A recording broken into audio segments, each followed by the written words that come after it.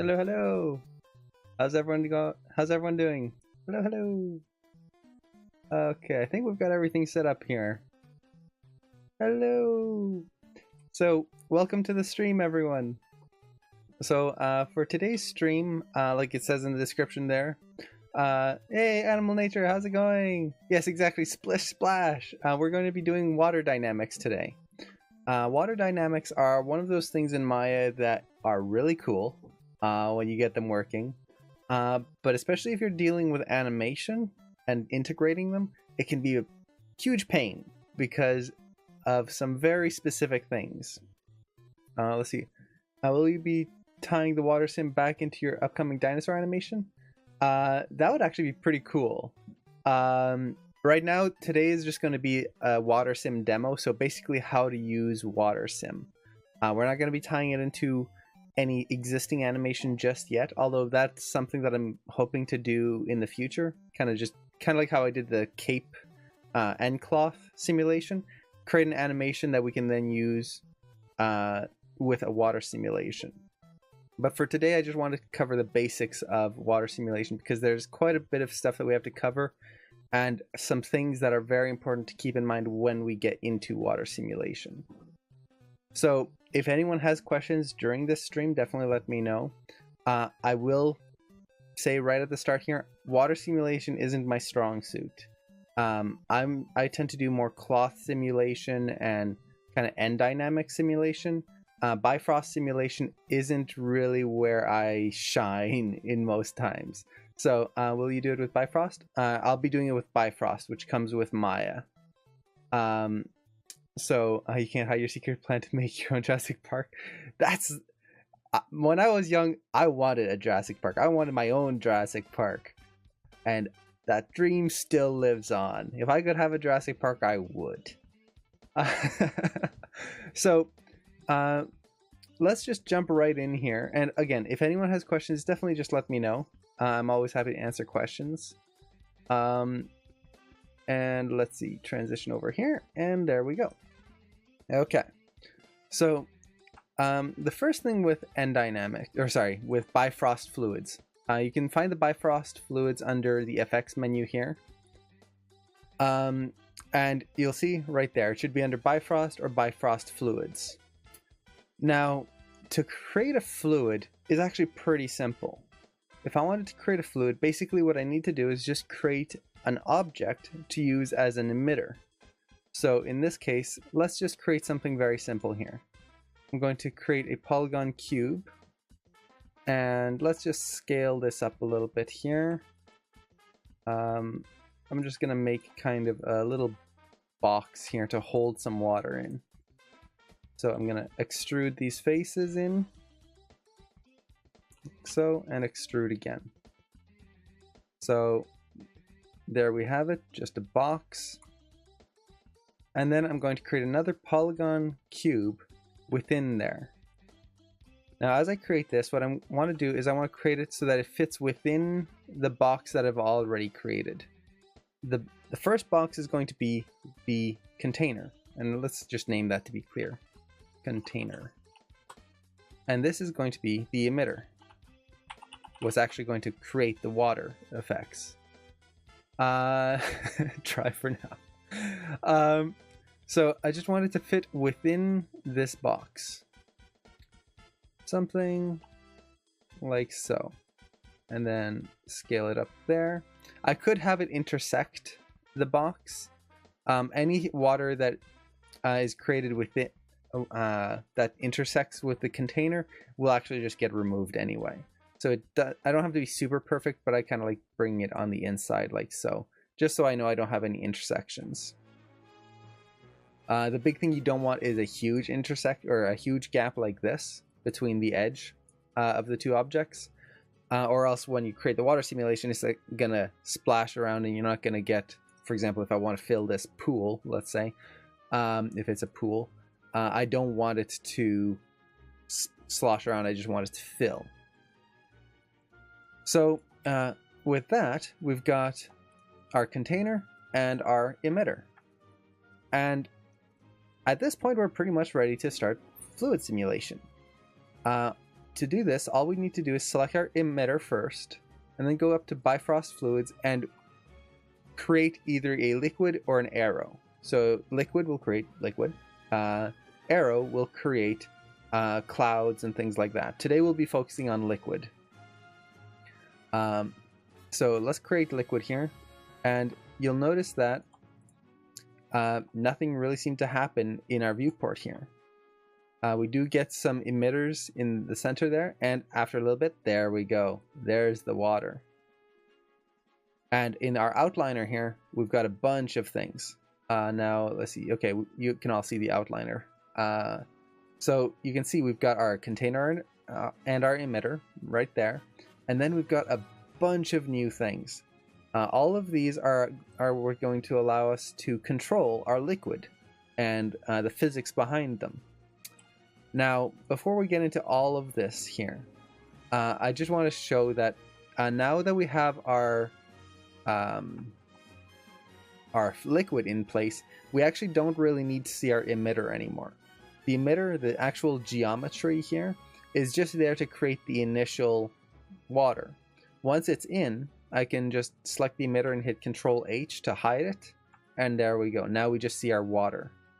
And right now it's just kind of specks, but we'll see the actual simulation in just a little bit. Now, before I actually hit play to simulate this, there's a few things I want to make sure to cover. The first thing is, whenever you're doing any simulation in Maya, one thing you need to do first is go to Window, Settings, Preferences, and under the time slider here, you need to make sure that the playback speed is set to play every frame. This goes for any simulation, whether it's end cloth, end particles, fluid, Bifrost, bullet simulation. It needs to play back every frame, or else it's not going to calculate properly. Now, after that, what I like to do is I like to set a max playback speed of 24 frames per second. That way, if Maya calculates really fast, it's not going so fast that I can't see it. Sometimes if you set this to free, and basically that means Maya can play back as fast as it can. Sometimes it's way too fast. It'll just play like 120 frames per second or more, which is crazy. So I just need to make sure I set this. I'll save that. And then the other thing I want to do is I want to go into my Bifrost Fluids and go to my Bifrost options here. And the reason I want to go into here is I want to enable a few things. The first thing I want to do, let me reset this. The first thing I want to do is I want to make sure to enable background processing. What that'll do is it'll make sure that when I simulate things, I can actually play back in the timeline, and I'll show you exactly what's happening in a little bit, but play back in the timeline and have Maya calculate things while I'm working on something else. It's not going to have to play live like with regular end cloth simulations and things like that. The other thing I want to do is I want to override the disk location. This is the temporary files where things are saved, and I'm just going to save it to a new folder here. And this is just so that as you create the cache files for the simulation, you have a place that you can save them to and then delete them later if you don't need them. Because as you can see, this is set up to use 16 gigs of RAM. Now actually I'm going to check my RAM here. So I'm just going to go into my task manager, and I want to make sure that I don't overuse my RAM that I have available right now. So let's see, my RAM right now, I have 12 gigs of RAM left. So I'm just going to set this to 10. This is very important. So I just went in here in my task manager, and I can see how much I've got committed, in use, all that. I've got 12 gigs left.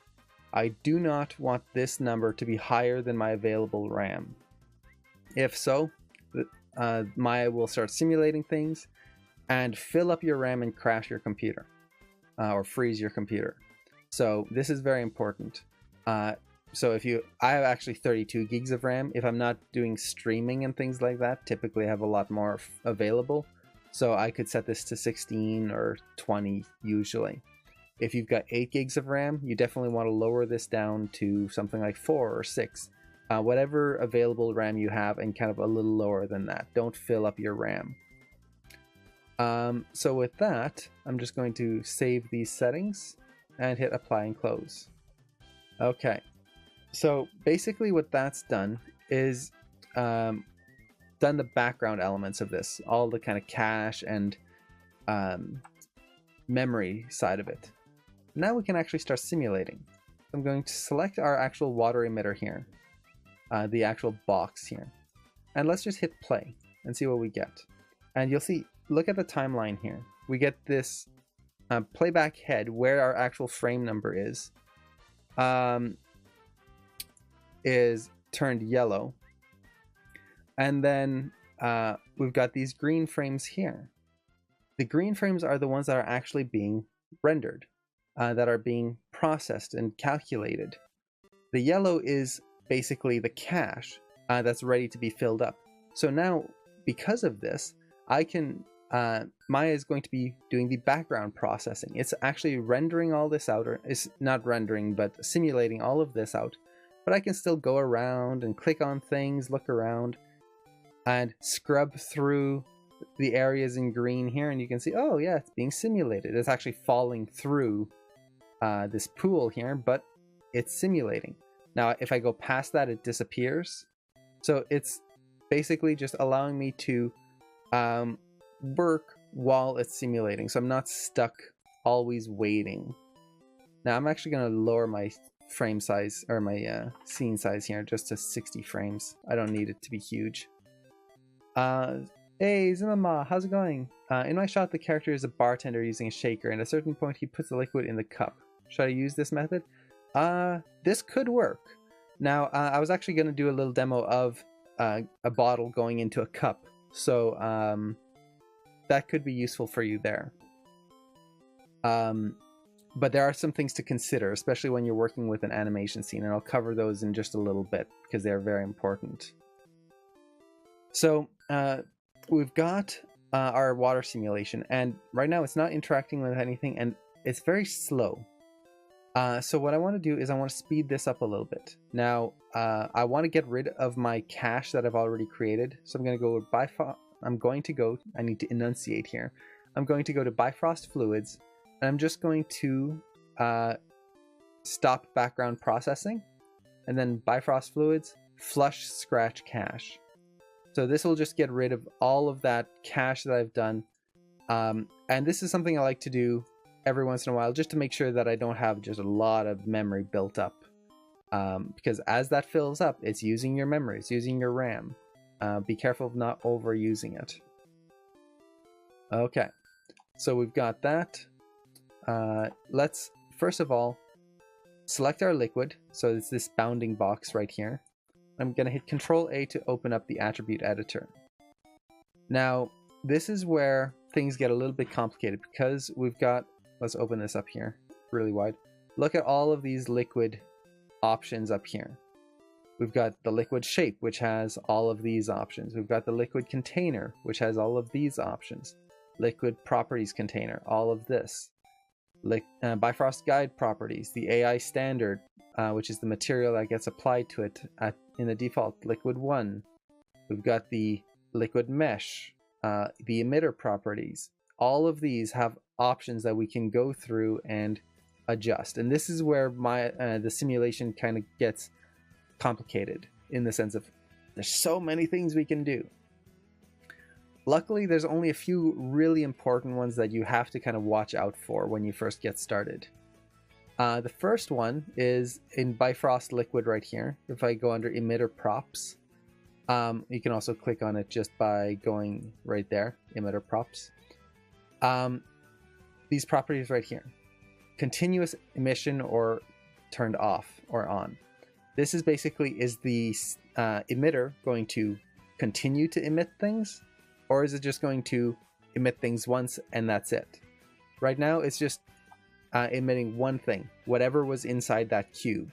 So it's creating this cube-sized bit of water and nothing else. So for filling a pool, that's good. If you wanted to fill a wine glass or something, that's something you would use. If you wanted to have a character turn on the tap for a sink, you'd want to use continuous.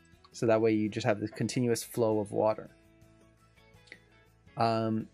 So that's one. We'll play around with that in a little bit.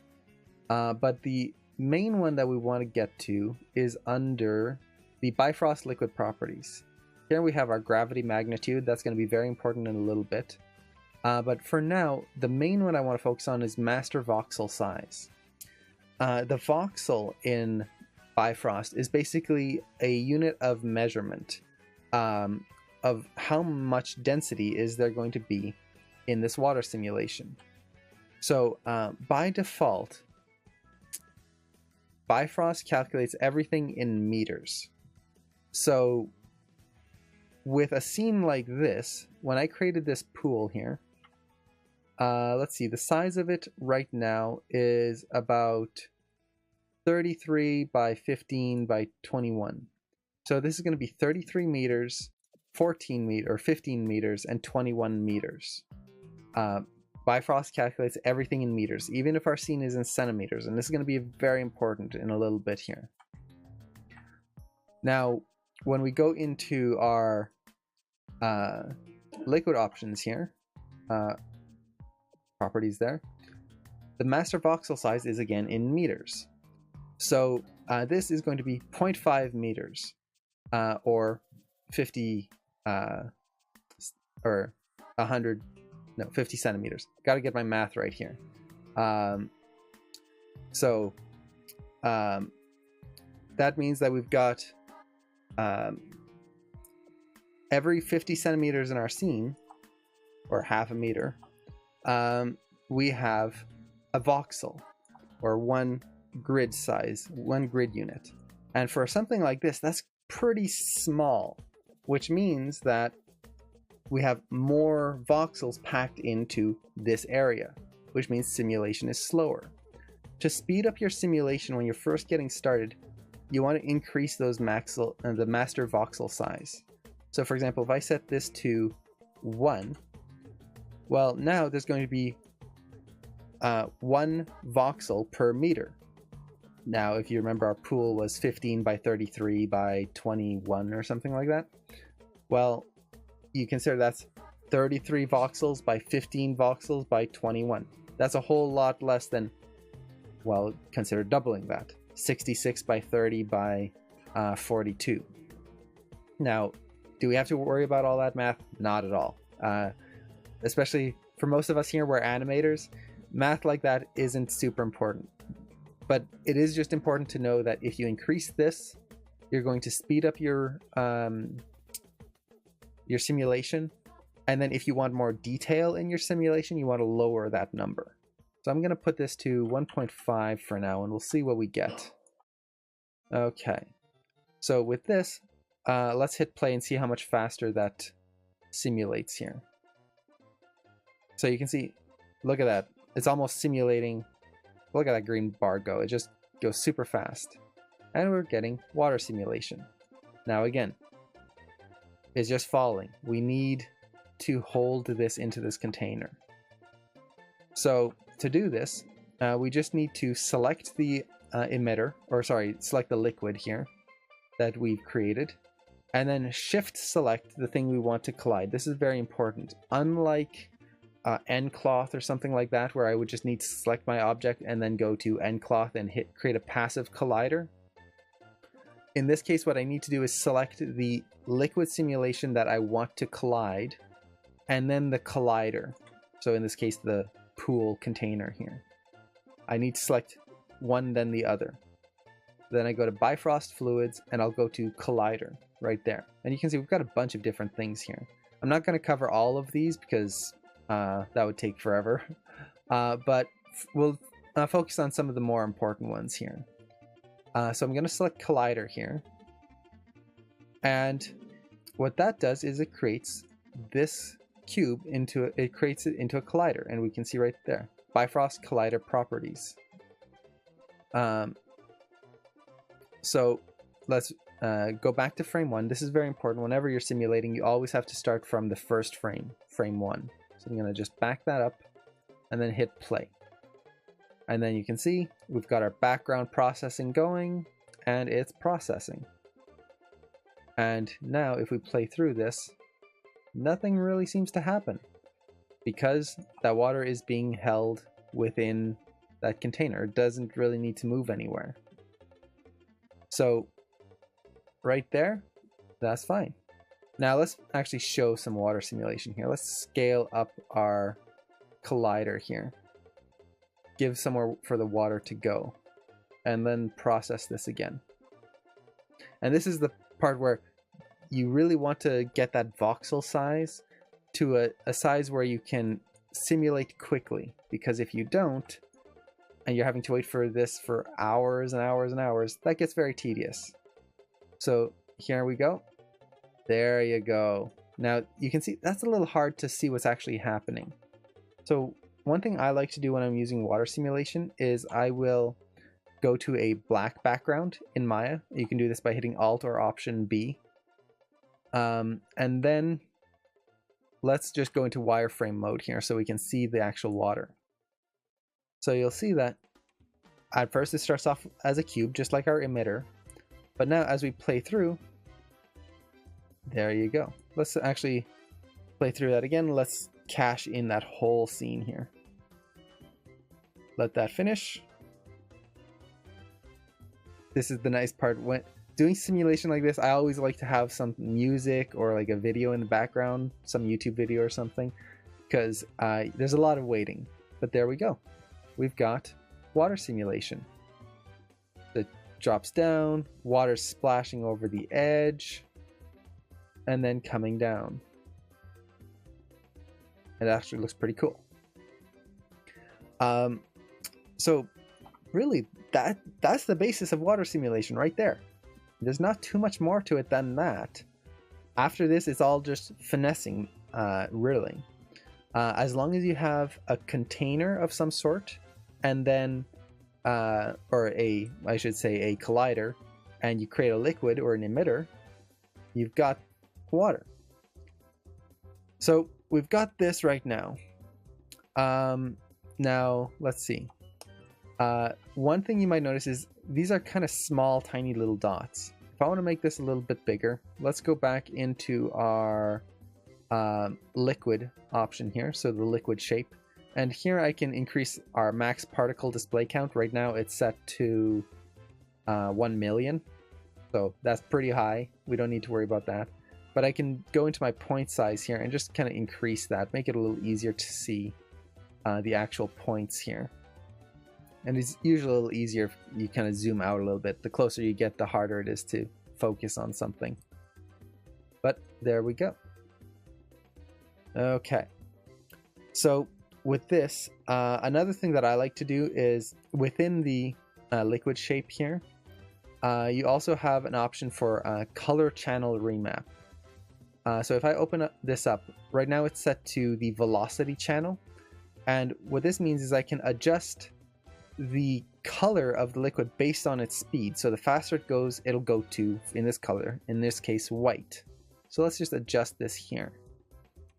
So now you'll see, as I scrub through this, at first everything starts off blue. There's no speed to this water.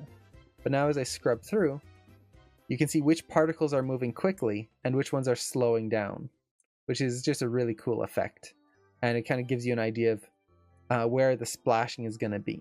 And it kind of gives a foam-like effect. Now, this is not how I would create foam.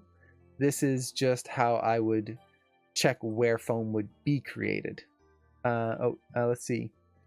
To get this in a state for first frame, you'd get it to settle and use that as initial state? Yes. So to create that as an initial state, I forget which version of Maya started this. In Maya 2017 and 18, you just need to go up here and hit set initial state, I believe. I think that started in 17. Now in older versions of Maya, so 16 and 15, you have to do it a different way. Typically what I do for water simulation is I would just give it time at the beginning. So like 30 frames or something like that, just to settle. Hey Daniel, how's it going? I think your Wi-Fi problems from last night are contagious. Oh yeah, I do apologize to everyone for that. Last night, if anyone was in my stream, We were just about to play another game, and then my internet just died. I was halfway through saying something, I think. I hope I didn't sound like I just wanted to end the stream quickly. I was like, oh no, I hope I didn't just say, and we'll move on, and then it ended, or something like that. That would have been horrible. But yeah, my internet cut out, and then I couldn't get it back until much later, and by the time it came back, it still wasn't stable, so I couldn't start up the stream again. Okay, so I just scaled up the container here, so let's resim this. We all knew you didn't just end it. Okay, good. Phew. I was worried. So let's see, let's select our liquid here, and you'll see it's simulating again. Hello, I don't know if anyone's still here. How's it going? Sorry about that. My computer just blue screened. I hope I'm back now. I'm just trying to get everything set up.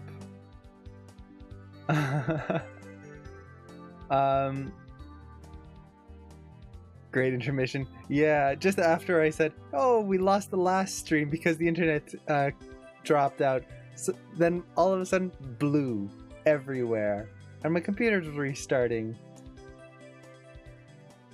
Yeah, exactly. Allocate available RAM. The funny thing is I tested it all last night. I was doing a bunch of testing, making sure that my computer wouldn't crash, but I did forget to do one thing. Turn on the streaming software, because the streaming software takes up a bunch of RAM and CPU. So, I tested it all last night, but I forgot that one thing. The important one, apparently. So, streaming that big of a hit? It's not a huge hit, but it's enough that when you're doing simulation, that it does create a big difference. So let's see.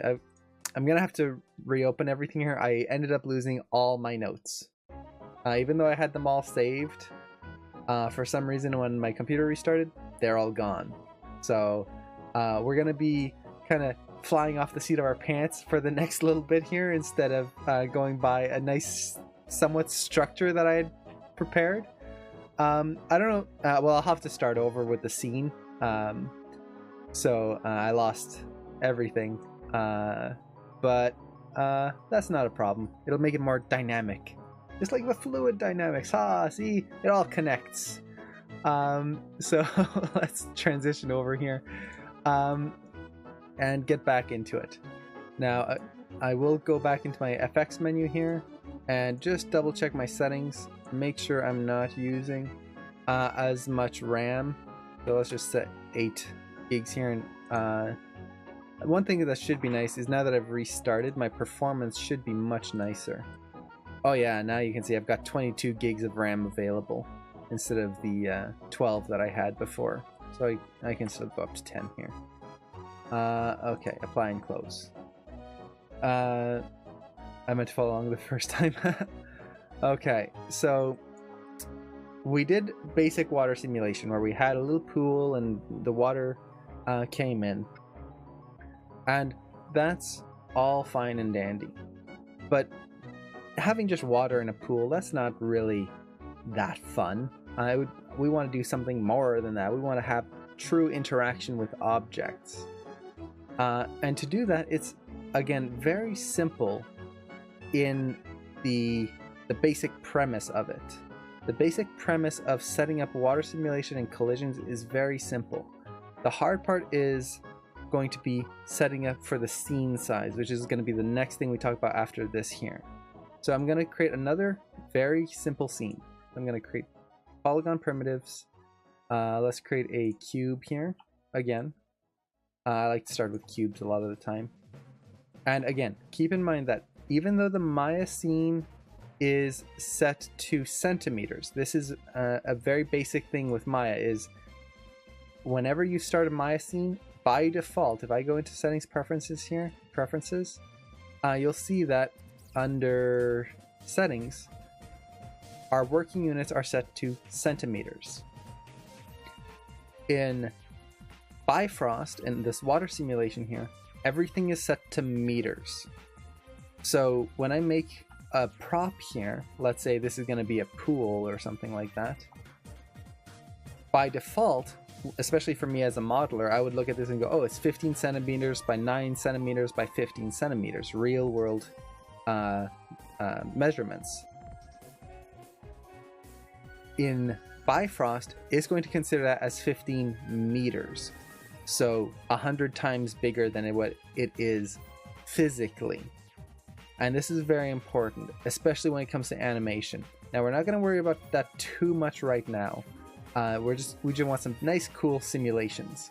So I'm going to make basically a pool size. So it's going to be a pretty big pool here. So we'll just go 15 by 10. Actually, yeah, the pool is about 15 feet deep. So that would be a really deep pool here. This is actually way too deep. Something like that. And then we'll go something like that. So that would be approximately a very, very big pool. So that would be 30 by 45 feet, something like that. No, my math isn't working today. Oh, thanks, Dad. Thanks for jumping in. Yeah, it's nice to have someone who you can just run up to and go, the stream died. Can you jump in and let everyone know I'm actually coming back? That was sad. This will actually be nice because I'll be able to see everything I missed. Okay, cool. At least it works out for people. Okay, so let's take this face here, extrude it, and I'm just going to offset this in a little bit.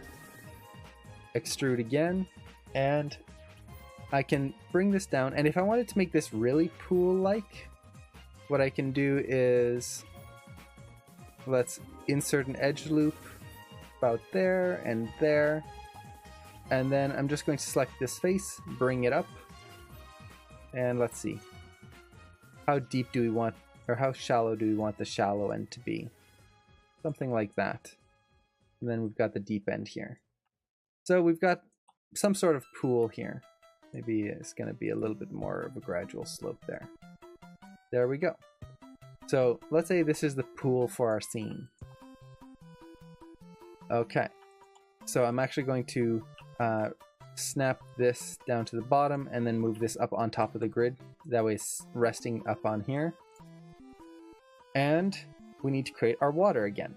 Now, for the water, it'll take whatever shape you create when you first create that emitter. So I'm going to go to Create, Polygon Primitives, Cube once again, and once again, just fit it within this area here. So something like that. Let's lower it down. Then I'll go to my side and front view here, just to make sure that I'm not intersecting. Now, technically, I could just bring this down like this, and then because the pool shape here is going to be a collider, any water that's going to be within there is going to be automatically wiped out. It's just not going to be created. So I could just do this and I'm good.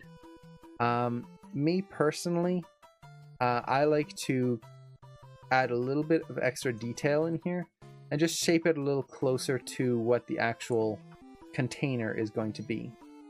And this is more just me. I don't like the idea of Maya potentially adding more calculations than it needs to. So I like to kind of just fit it pretty close, something like that, just so there's less intersection. And there we go. There's our water. Doesn't really look like water right now, but that's what we've got. Now I'm gonna save my scene here. That way if something crashes, I can always just open this up. So I'll call this pool set, like that. Okay, so we've got this. Now I can select the water again. Actually, let's open up our outliner and name these objects. So this is going to be the pool. Oops. Pool, and this is going to be the emitter. There we go. Select the emitter, go to Bifrost Fluids, Liquid, and that will create our liquid, and you can see all the things that go with it. Now with that done, I can just select our emitter and hide it, don't need to see it anymore, and we have a pool full of water. Now I do want to speed up our simulation, so right away I'm going to go to our Bifrost liquid properties here and raise our voxel size maybe to 1, like so. This is again going to reduce the density, because the master voxel size is basically how much detail is in the simulation. The smaller it is, basically the smaller the pixel or the voxel size is, which means that if it's smaller, we can fit more inside. By raising this, you're making them bigger, which makes it so that you can fit less within a simulation, which makes it run faster. So we'll increase that a little bit. I'm also going to go to the Bifrost liquid here, and just increase our point size a little bit so it's easier to see. Something like that. And okay, with that in place, let's save the scene. Now I'm paranoid about crashes. And let's just do a quick play here. Now I'm not going to do too much. Oh, and I should decrease the scene size here. Don't need to have 120 frames there. So now you can see the water just falls right through. That's it. Actually, let me bring up my task manager here just so I can watch my memory usage. So we've got the water falling right through. Again, to create a collider for this so that the water actually stays in, I will select the water emitter here. Or sorry, I should say the liquid object.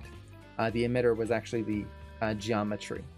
But I'll just select this water here. You can see the liquid. And I'm going to go to Bifrost. Oh, sorry. Select the liquid, select the container that we want. In this case, the pool. And I'm going to go to Bifrost Fluids, Collider. I'm making this a collider for this fluid. That's why you have to select both of them at once. Because it's dependent on if you have multiple emitters and things like that. Okay. So with this in place, if I was to play this simulation again, just very quickly, well, the water stays. And it just kind of settles in there. Perfect. And you can see it's just settling ever so slightly. Okay. Now, the next thing we can do is let's actually have someone jump into this pool. Let's have someone jump in and have them displace the water. So I'm going to save again. And I'm just going to create a simple object. Polygon, and we'll create a sphere here. Something like that. So make that a little smaller so they're not a huge person, but something like that. They're going to throw a ball into the pool. Now, whenever you're doing something like this, when you want to have something interact with the water simulation, this could be a character, this could be a prop, maybe they're just splashing their hand into the water. A lot of times, and this applies to most simulations that I do, I like to use stand-in geometry. So instead of having the actual character's hands and full body do the simulation, I'll use stand-in, so a simple sphere or a simple cube, and then just parent it or constrain it to the character to act as a simulation. Oh wait, have you seen the video news for this week? I haven't yet. I haven't had a chance to check it out this morning. I was getting everything ready for the stream, which I ended up crashing anyway, and I lost all the things I prepared, so I could have probably watched the video news. Was it a good one? So let's see. I've got my object in here now. At this point, I really just need to animate it. So let's animate this very simply. I'm going to start up here. Oh, nice! You're in the ASCAT? Awesome! So, let's see. I'm going to do, let's say 18 frames here. And let's actually start a little lower and have this character dive into the pool. I'm just going to have him go down into here, and stay about there. Can answer the next question about Andy's mom being Jesse's original owner. Awesome! Now I really want to watch the video news. Oh, I'm gonna check that out as soon as we're done the stream. So we've got this object here. Now the animation is terrible. It just kind of goes straight in like that. So I'm just going to very quickly go to the graph editor here and adjust our curves. Oops. Translate Y. Let's make sure that that has some hang time and comes down. Translate X. Since he's jumping, it should be quick and then slow down once he hits the water. Oh, and there's my cat. He woke up and he's a little cranky. So there we go. We've got a character jumping into a pool. Now, if I play this right now, nothing will happen. You can see there's no interaction. So to actually create the interaction, again, it's the same thing as before. We just select our fluid object, select the object we want to collide with, and then go to Bifrost and create a collider. We're adding a collider. There we go. Now, let's recache this animation here. So, play through that, and I'm just going to let it do the whole thing. There you go. So, it's going to be a little hard to see right at the start here. Let me move back a little bit so the density kind of increases a little bit. There we go. So now the ball comes in and we get a splash. Just like that. Now, you can see it's not looking the greatest right now.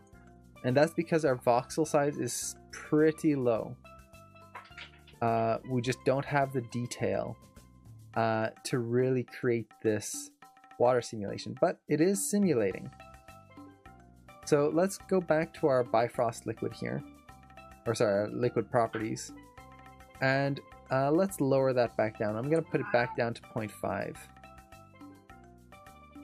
So now if I go back here, you can see the density is way higher. So this should give us a much better view of how it's colliding. The other thing I want to do is I want to select our collider options. So we've got the collider prop 1, that's for the pool we created, and then collider prop 2. And these are the properties for the collider. I basically just want to go in here and make sure that my mode is set to solid. You've got a few different modes in here. If your object is a solid object, so a sphere or a cube, solid mode is good. If your object that you're colliding with is a polygon plane or something that's got an open side to it, you'll want to set this to shell. That'll give you a better thickness on the object and avoid any leaks from the simulation here. But for now, let's just cache this out and see what we get. So let's go all the way to the end here. Okay, and let it simulate. You can see there's a lot of waiting in things like this. It's just gotta let it go and do its thing.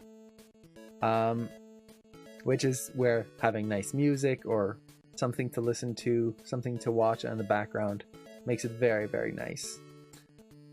Let's see. So almost there. Now that we're there, you can see that feels much better already. Now it's not a huge splash, we've got a just tiny little object here coming in. But to see it a little bit better, let me select our liquid, liquid properties, or actually the liquid here. And I want to go to color channel remapping once again and just decrease that. So now as it comes in, we can really see where it's splashing. Now you can see, oh, that's not really impressive. That's just pathetically small. We can see it's affecting things, but nothing major. So let's make this bigger. Let's really have it affect things. Now I do want to make sure I get rid of my keys. here on the scale so it doesn't shrink down as it goes. And let's re-simulate this. There we go. Now we can just watch the simulation. Oh, let's do it again. There you go. So now you can see it's doing the background processing. This is why background processing is so nice, because now I can just kind of scrub through and watch what's happening as it's going. And oh, go a little further. Now we're getting a little bit of a splash there. Yeah, that's going to be much nicer. I save simulation render listening time for when Brad Brothers streaming. Yeah, I like to stream or like watch streams while I'm doing things like this as well. Anything that's kind of just something I can listen to in the background while I'm waiting on these moments here. But done. So let's see what we got.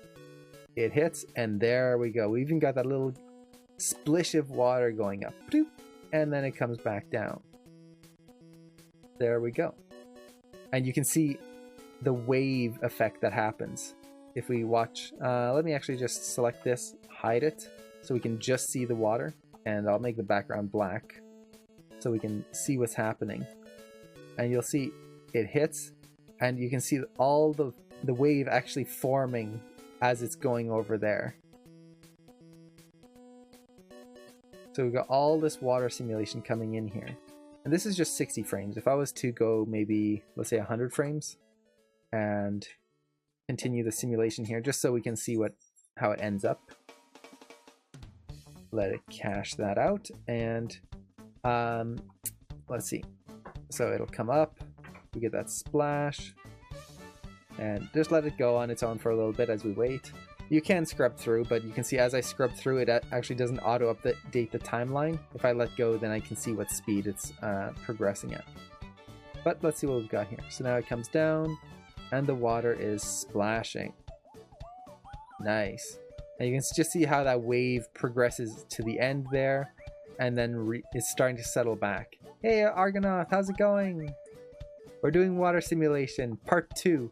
Part 1 ended in a blue screen of death, so there you go. We've got water simulation.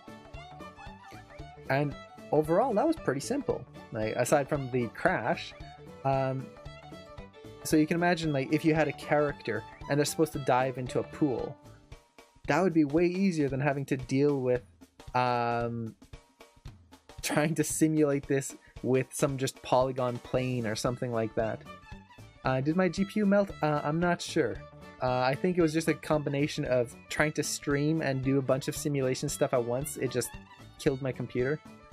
But we're back now. Hopefully it won't happen again. We'll see.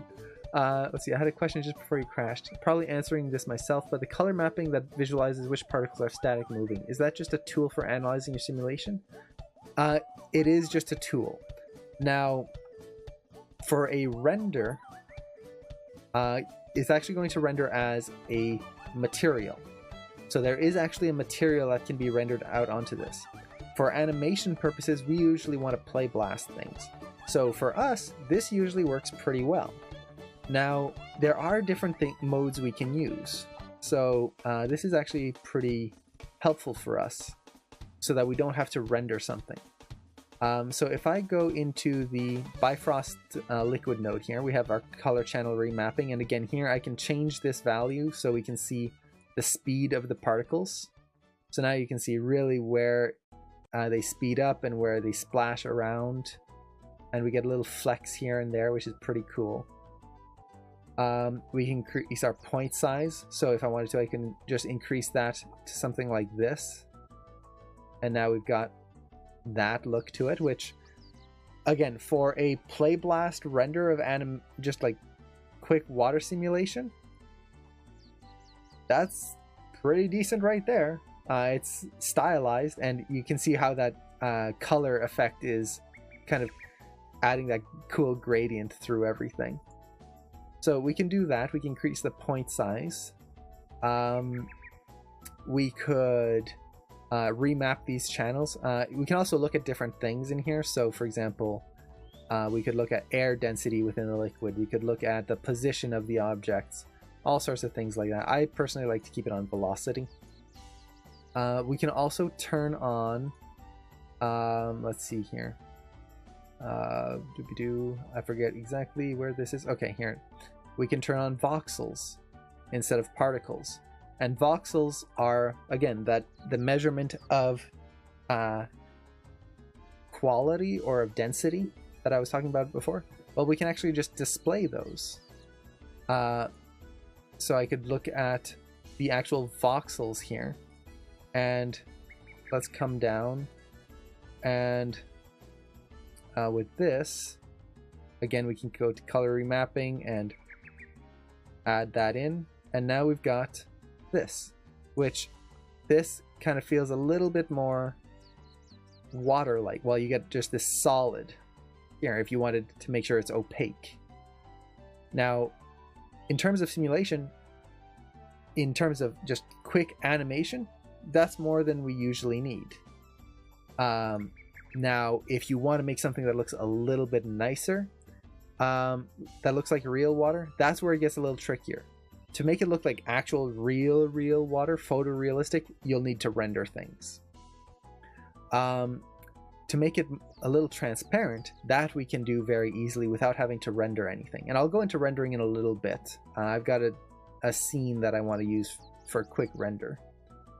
But here, what we can do is, while we're in, again, the shape node here, the liquid node, I'm going to go to Bifrost meshing. Now, Bifrost meshing basically allows us to apply a mesh to our water here.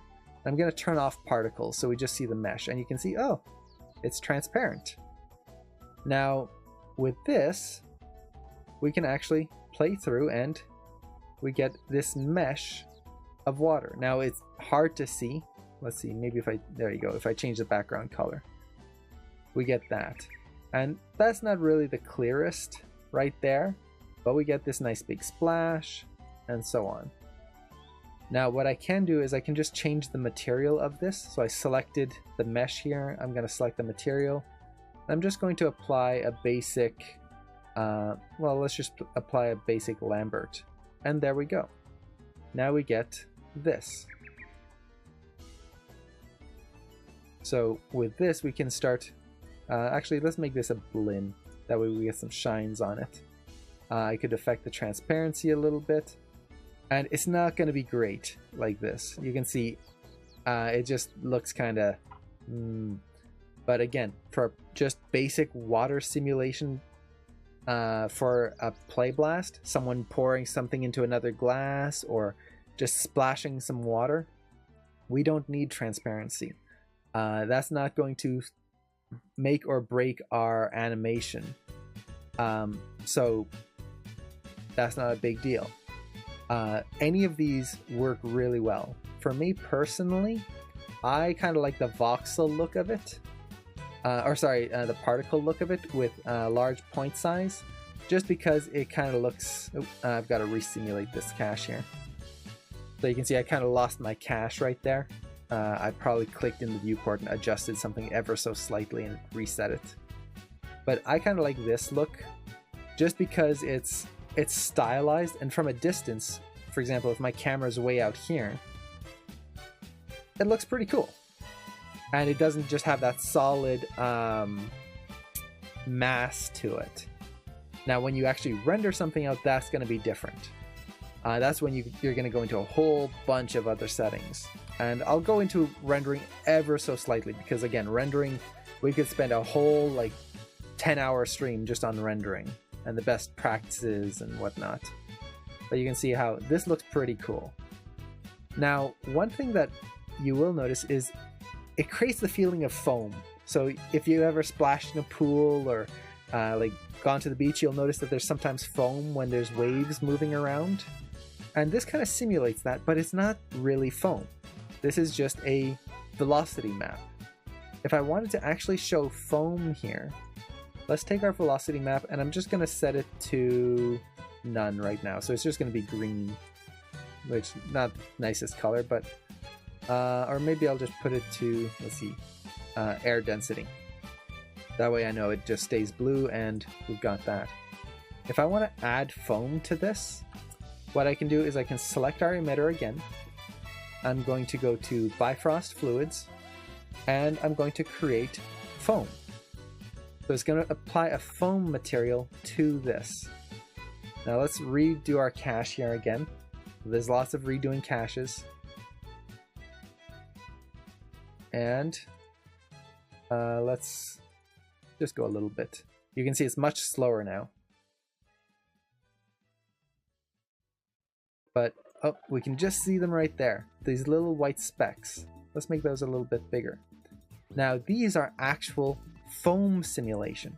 So this isn't just, oh, the velocity is changing the color. These are specks of foam that are being created by water becoming turbulent and moving at a specific velocity. So you can see here, it splashes out and then, ooh, big jet of foam through there now. It's not just velocity, it is actual foam.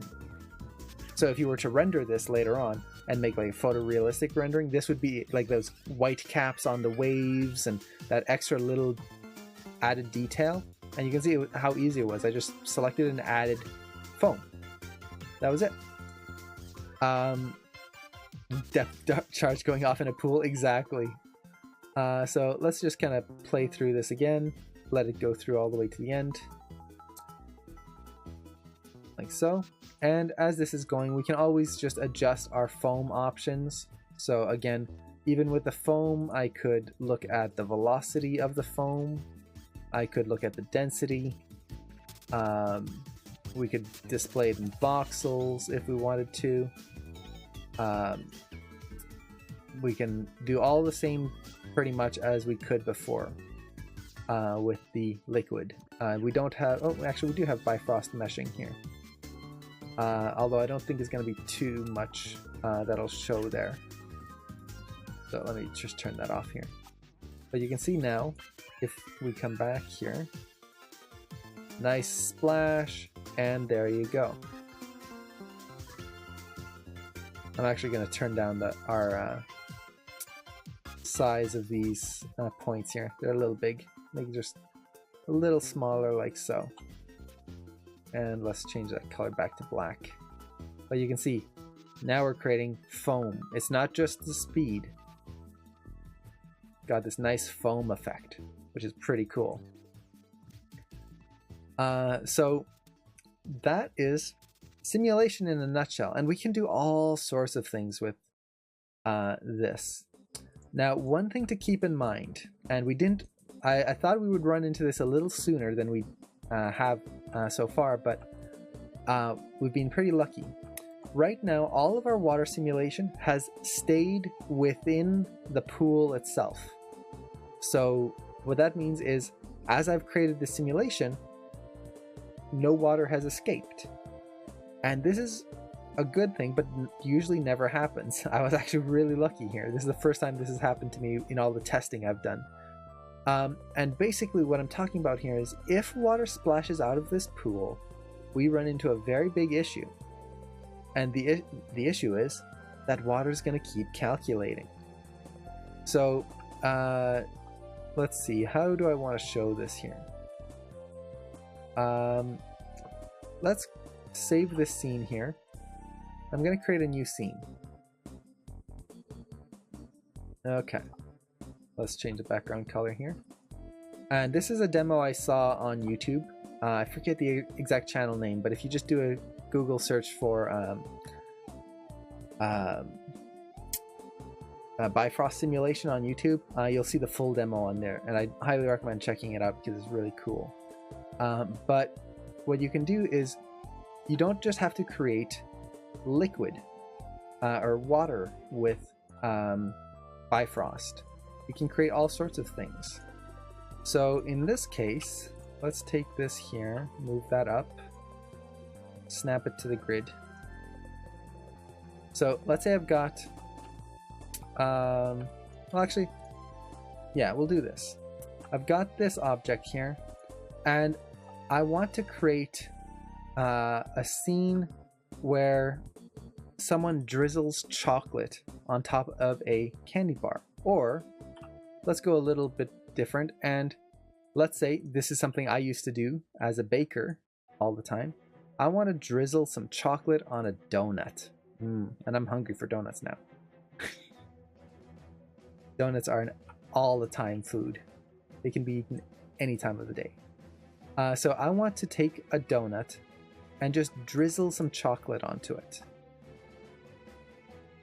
So I'm going to have an emitter here, and I want to have it just drizzle on this donut. And yeah, we'll keep the donut this thick. Okay. Well, first of all, let's just do the basic animation for this scene. I'm going to set a key on this cube here and have it kind of cross over. Oops. Make sure let's see how fast I want it to go. I want it to be pretty slow. So from there to there to there, and then here, and one more. Something like that. So we get this motion here. Very simple. And just to double check, I'm going to look at the top view, make sure I'm not missing the donut. Okay. Now, just because I'm picky, I'm going to go into my graph editor and just adjust my tangents here. So let's take all these curves here, free the tangent weight. There we go. So tangents, free tangent weight, and let's see. Oh yeah, I need to set my curves to weighted. There we go. So just kind of round this out a little bit. Something like that. And this is just me being picky. Has nothing to do with the simulation at all. It's just, I want that nice ease in, ease out. And we've got that. Perfect. So there we go. We've got this emitter going through, and it's going to be causing this drizzle effect to happen. Okay, and I'm actually going to, again, me being picky, this last key here, I'm going to move it over there and then just get rid of this one and this one. Simplify this curve and just get this nice ease in, ease out. Okay, so we've got our scene, and let me save and call this donut. Okay, so to do this, again, it's the same as before. We select our cube here. I'll call this emitter. And our torus here, I'll call this donut. So select our emitter, go to Bifrost fluids, and I'm going to create a liquid again. There we go. Now with this, let's hit play and see what happens. Well, nothing really. And what's happening? Why aren't we seeing anything? Nothing's happening. We can see that it's cached. There's some cache in here, but nothing's happening. The reason nothing's happening is our voxel size is too big. Again, Maya is in centimeters, but Bifrost uses everything in meters. So if I look at this cube here, its scale, let's make this a little simpler here. Delete these keys here. So this cube here is right now 0.5. Now, ideally, that would be 0.5 centimeters. But Bifrost is seeing this and going, oh, it's 0.5 meters, so 50 centimeters. Now, sure, that's great. But if we look at our voxel size here, it is set to 0.5 meters, 50 centimeters. So basically, this emitter is emitting, or this emitter is the exact same size as what we're trying to emit from. It would be like trying to have just a solid piece of ice, and you're trying to push it through a tap that's too small for it. You're never going to get that water through. It needs to be smaller than the source. So I'm going to just go here and go to my master voxel size, and let's put this to 0.1 for now. And then let's try simulating this now and see what happens. Again, you don't want to go too small with this. But there we go. Now we've got an emission. Yay! So again, master voxel size, very helpful. When you're dealing with something like pool sized, you'll want this to be much bigger. If you're dealing with something small like this, make it smaller. And then you'll get your emissions in place. Okay, we've got that. Now, the next thing you'll see is, well, that's useless. We're supposed to be drizzling here, and all we're doing is a little, and then that's it. What kind of fun is that? And you can see, it falls forever.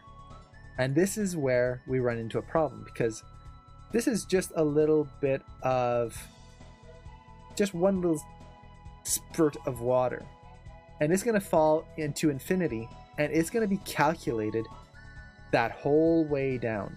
Now you can imagine if I was streaming this, just a constant stream of water, everything is just going to keep calculating, compounding and compounding to the point where Maya will just freeze and break, or blue screen like we had earlier. So what we need to do is we need to make it so that Maya stops calculating our liquid after a certain point. Now to do this, all I need to do is select our liquid object here, and I'm going to go to Bifrost Fluids, and I'm going to select Kill Plane. Now a kill plane is just this little box here, or this little plane. I'll scale it up a little bit. Now the exact scale doesn't matter, but basically what this thing does is it makes sure that anything that passes this plane is not going to be calculated. It'll stop being calculated. So let's do the same thing again. Let's hit play and see what happens. So you'll see the water drops, it's coming down, and then it's gone. As soon as it reaches that plane, it just disappears.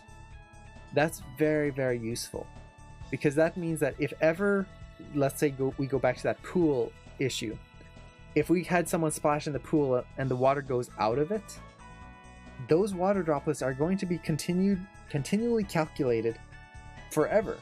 And if they drop out of your scene and kind of off the side of your world, well, they're going to be going on forever and slowing down your scene. So kill planes are very, very important in making sure that we only calculate what we need. We don't need to calculate things that are off screen or that are just like not in view. Is anyone else having problem with Google Docs? I'm not sure. I haven't opened Google Docs today, so I'm not sure. If anyone else is having trouble, definitely. Okay, yours works. Interesting. If Google, I had that issue before once, where Google Docs was offline, and I actually, let me, kind of a little diversion here, but I just want to double check this. Let's see. Are you in Chrome? Oh yeah, that's.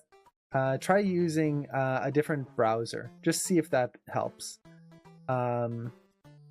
It could also be that for some reason Google Docs themselves became set to offline mode. So if you go to File, I believe, there might be an offline mode right there. But okay, we've got our kill plane, we've got our emitter. It's working fine for others. Interesting.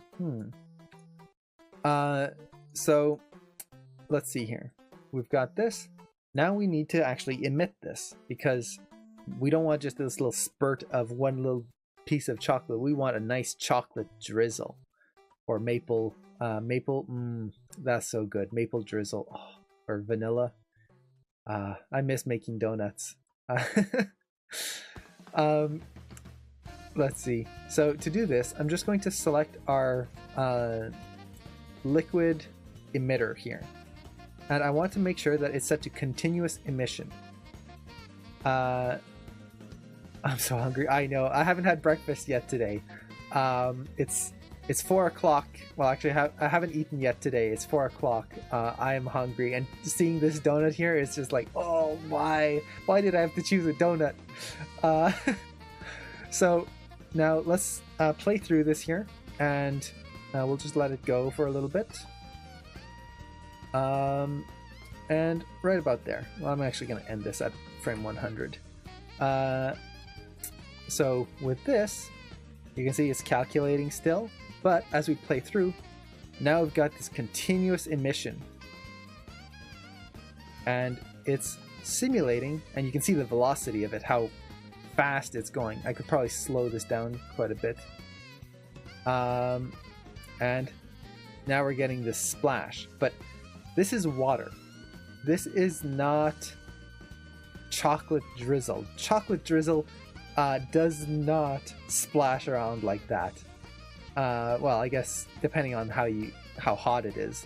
But when you're making donuts, this is not good. You want that nice, slow drizzle. This would, as soon as it hits the donuts, it's just going to splash off and not going to be very tasty. The other problem is it's going right through the donut, so that's kind of useless. And you can see here where the kill plane is becoming very useful because the water is not falling through. It's stopping there. But this alone is pretty cool, you have to admit. Watching the water get whipped around like that and just kind of splash like this, that's pretty cool. I like that. But not what we need. To Mario Kart 8 yesterday. Man, I need to play Mario Kart again. A strange channel. I haven't had any issues with the docs this week. And it said the maker of Google Docs set up the website properly and is making it unsecure. That's interesting. Yeah. Interesting. In the top right corner of your browser window, is there an allow button? It should be in the URL box. In the top right, you might be able to allow the site anyway.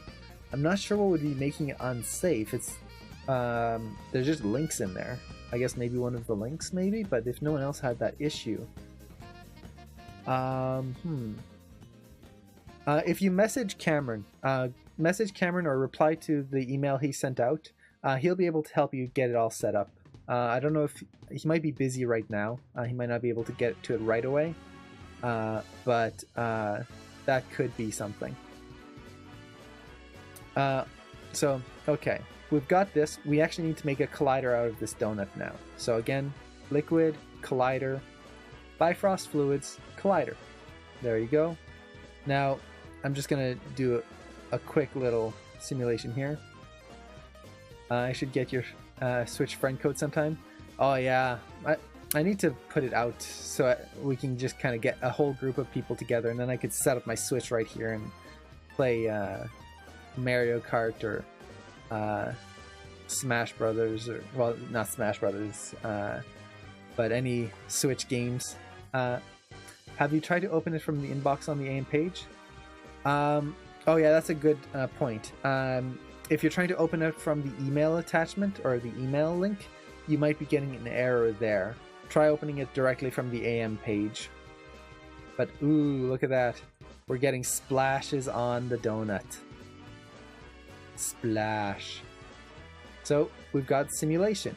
Perfect. At this point, we just have to make this feel more like hot chocolate and not like someone's just taking water and splishing their donut with it, which is kind of disgusting. So to do this, I'm just going to go to my liquid properties here. Let's see, it is under Bifrost liquid properties right there.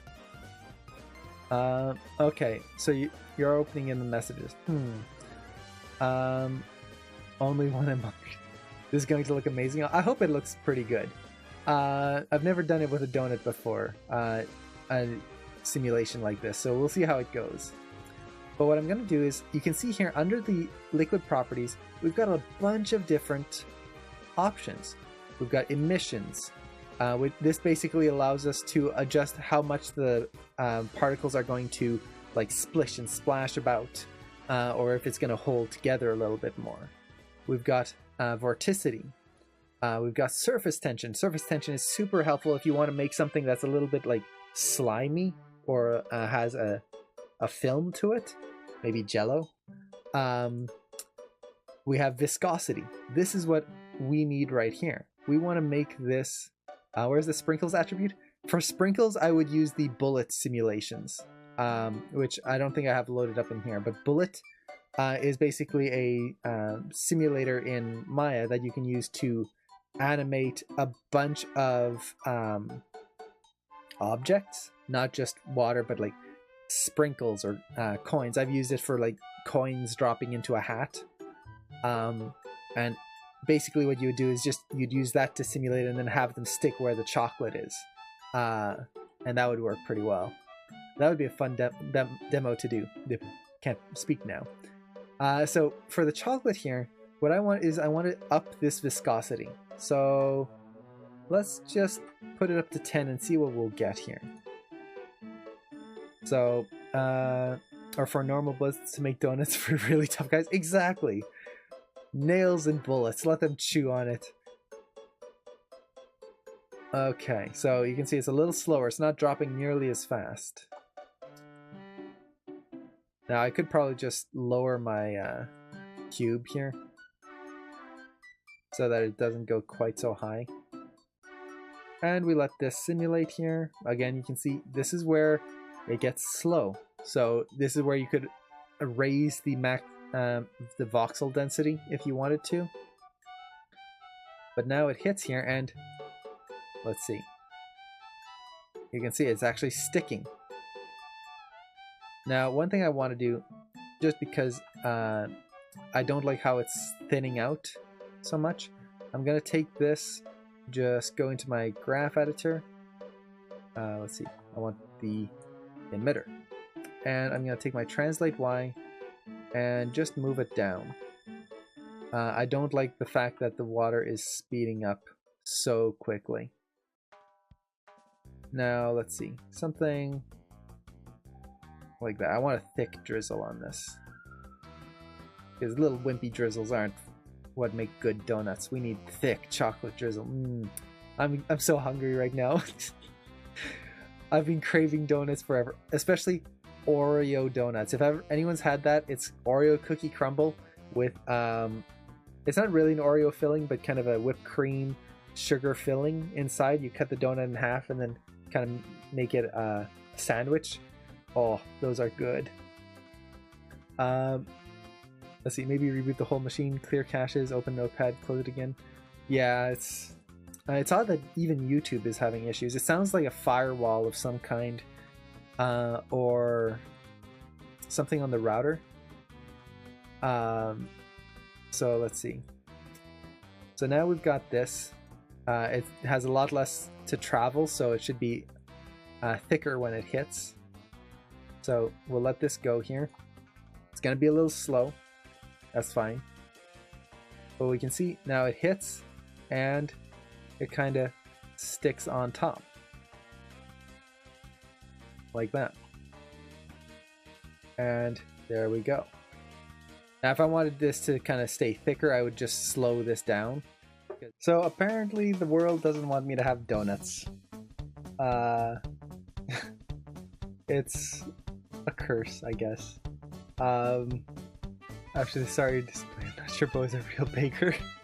I know, it's horrible. How can I be a real baker if I can't even get a simple donut to work on my computer? I'm a sham. I don't deserve my baker's smock. I don't deserve my apron. It's just not. It's terrible. I can't even make one donut. But hello everyone, I'm back again. Yeah, this stream is a real roller coaster. Yeah, totally different from the stream, the 200th follower stream, where it was a roller coaster of emotions and excitement. This is just a roller coaster of horror as I crash over and over and over again. So I don't know why it keeps crashing. I'm guessing, of course, it's the simulation doing it. But my RAM was good. I was monitoring it. I still had 22 gigs left. So I'm not sure what's going on there. I'm basically, for the rest of the stream, I'm going to try to keep it a little simpler. Try to avoid the high detail simulation. But I kind of want to, can you make me some jam busters? We need to make that in real life. The intrigue has me hooked though. Yeah, it's, like I said, I tested this all last night and everything worked. I think it's just, there's something going on because I'm streaming, which involves encoding files, video files, and then having it upload. I think that process is just interfering with the rendering or the simulation part. So it's oh, I really wanted to see the rest of this, but I have to go. Oh, take care, Zaina. Thank you so much for stopping by, and sorry for all the technical troubles.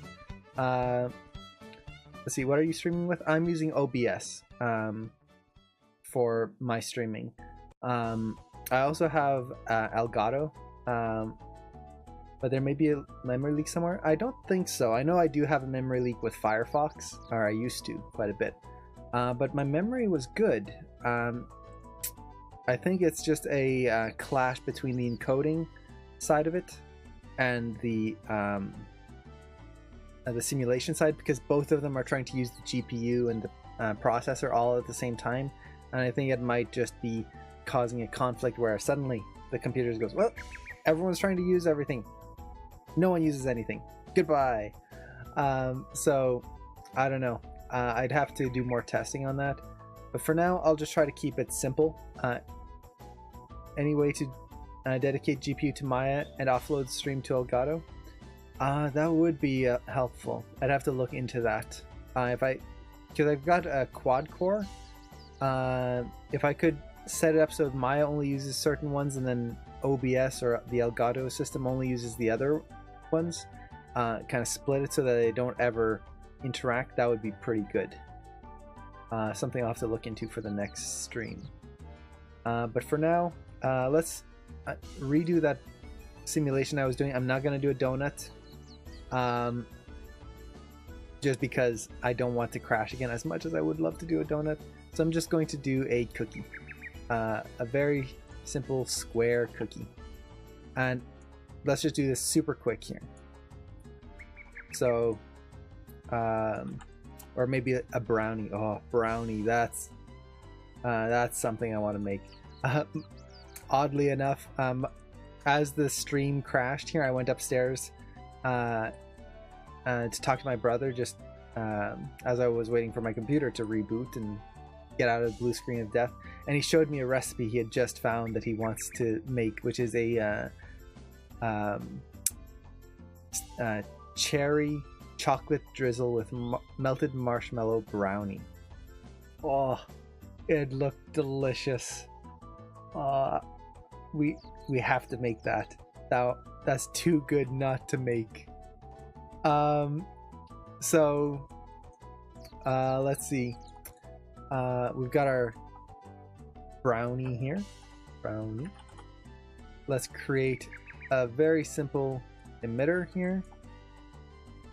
Something like so. I'll make just a tad smaller. And let's just do a very simple animation of it going across, like so. So I'm trying to just keep everything simple right now. And let's see, maybe I'll just have it rotate for the heck of it. There we go. So we've got this. It's back. Did I lose, or did you lose the stream? I lost the stream again. I got a blue screen of death once again, which Maya and water simulation and encoding for streaming, not so good. So next time you'll do a food stream, if I could do a food stream where I could just bake on a stream, oh, I would love it, because then I could eat it afterwards. Oh, it would be perfect.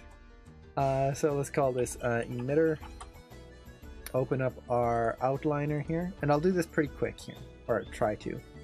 So again, let me just save my scene here. We do have our donut scene left, but this is going to be brownie. Oh, I'm so hungry for a brownie right now. So we'll go back to the effects menu here. Bifrost fluids, create a liquid. Now that'll start a liquid right away. While I've still got this, I'm going to go to Bifrost fluids, create a kill plane, so that way it doesn't go past the floor there. Select my liquid, select my collider, Bifrost collider. Now I'm just going to hit play for, set this to only do 70 frames. This should be enough. I'm just going to play a few frames here. And the reason for that is just to see if, yeah, there's no water coming out, or very little. So I'm going to have to go through in here.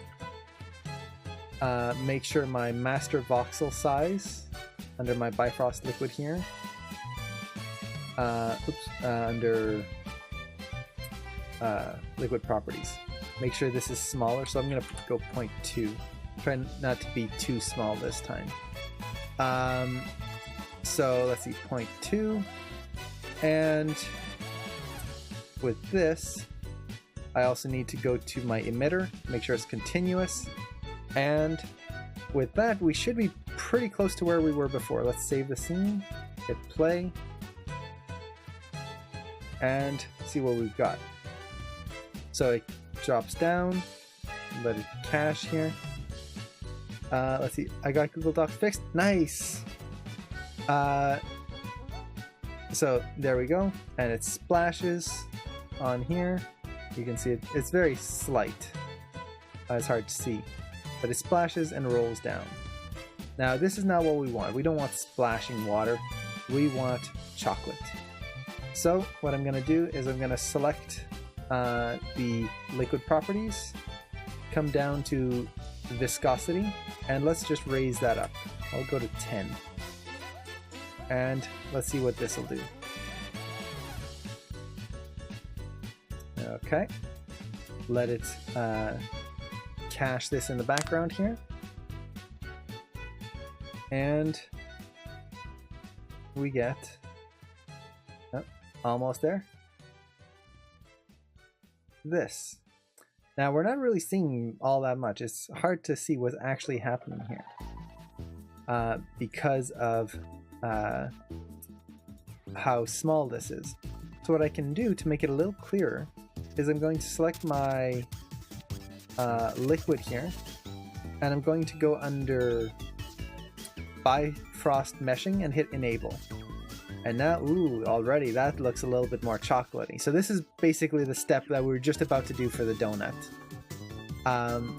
Now that doesn't look quite right, so I'm going to turn off particles so we don't see those.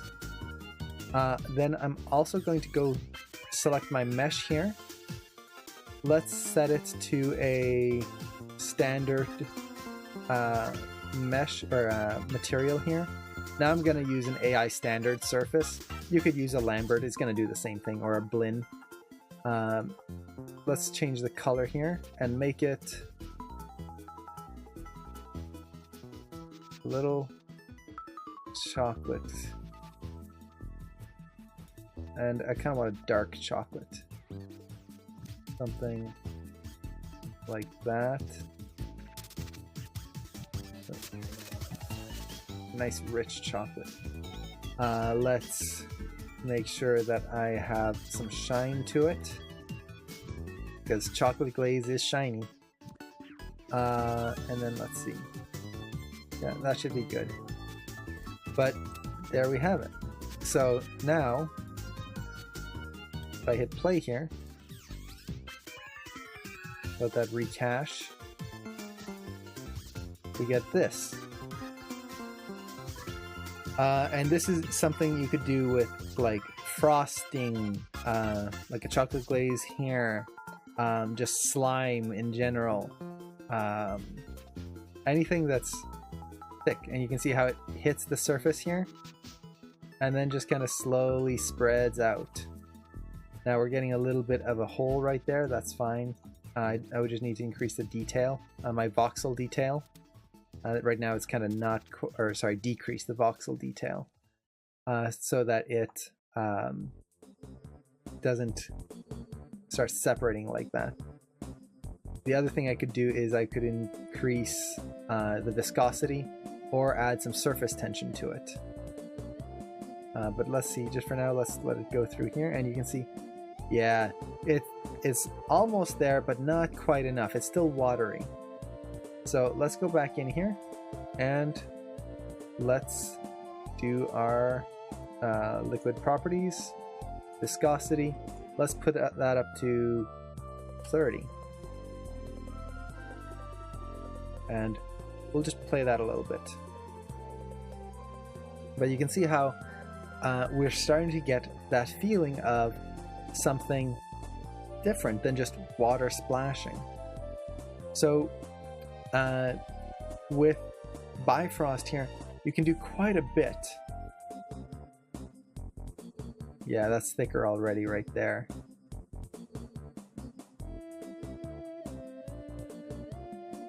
So there you go. So you can see how it kind of looks like this chocolate glaze. Now I could again keep bumping that up and adjusting the properties, maybe add let's see, a little bit of surface tension in there. Let's take the viscosity and put it even higher. Let's go 100. See what happens. I want to see how viscous this can look. So let this go here, and we'll see what happens. So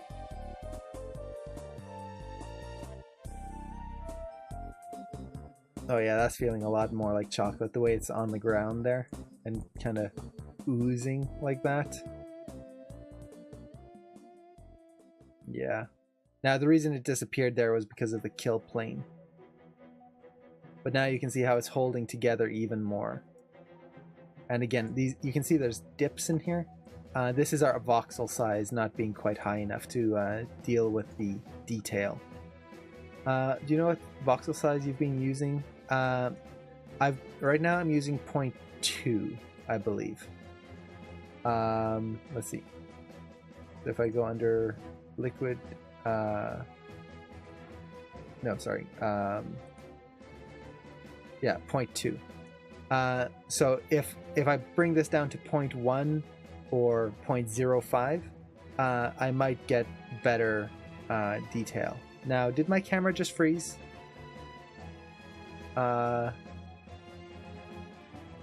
Is my camera still going? OBS, my camera just froze. Or did my computer just crash again? I hope not. Hello.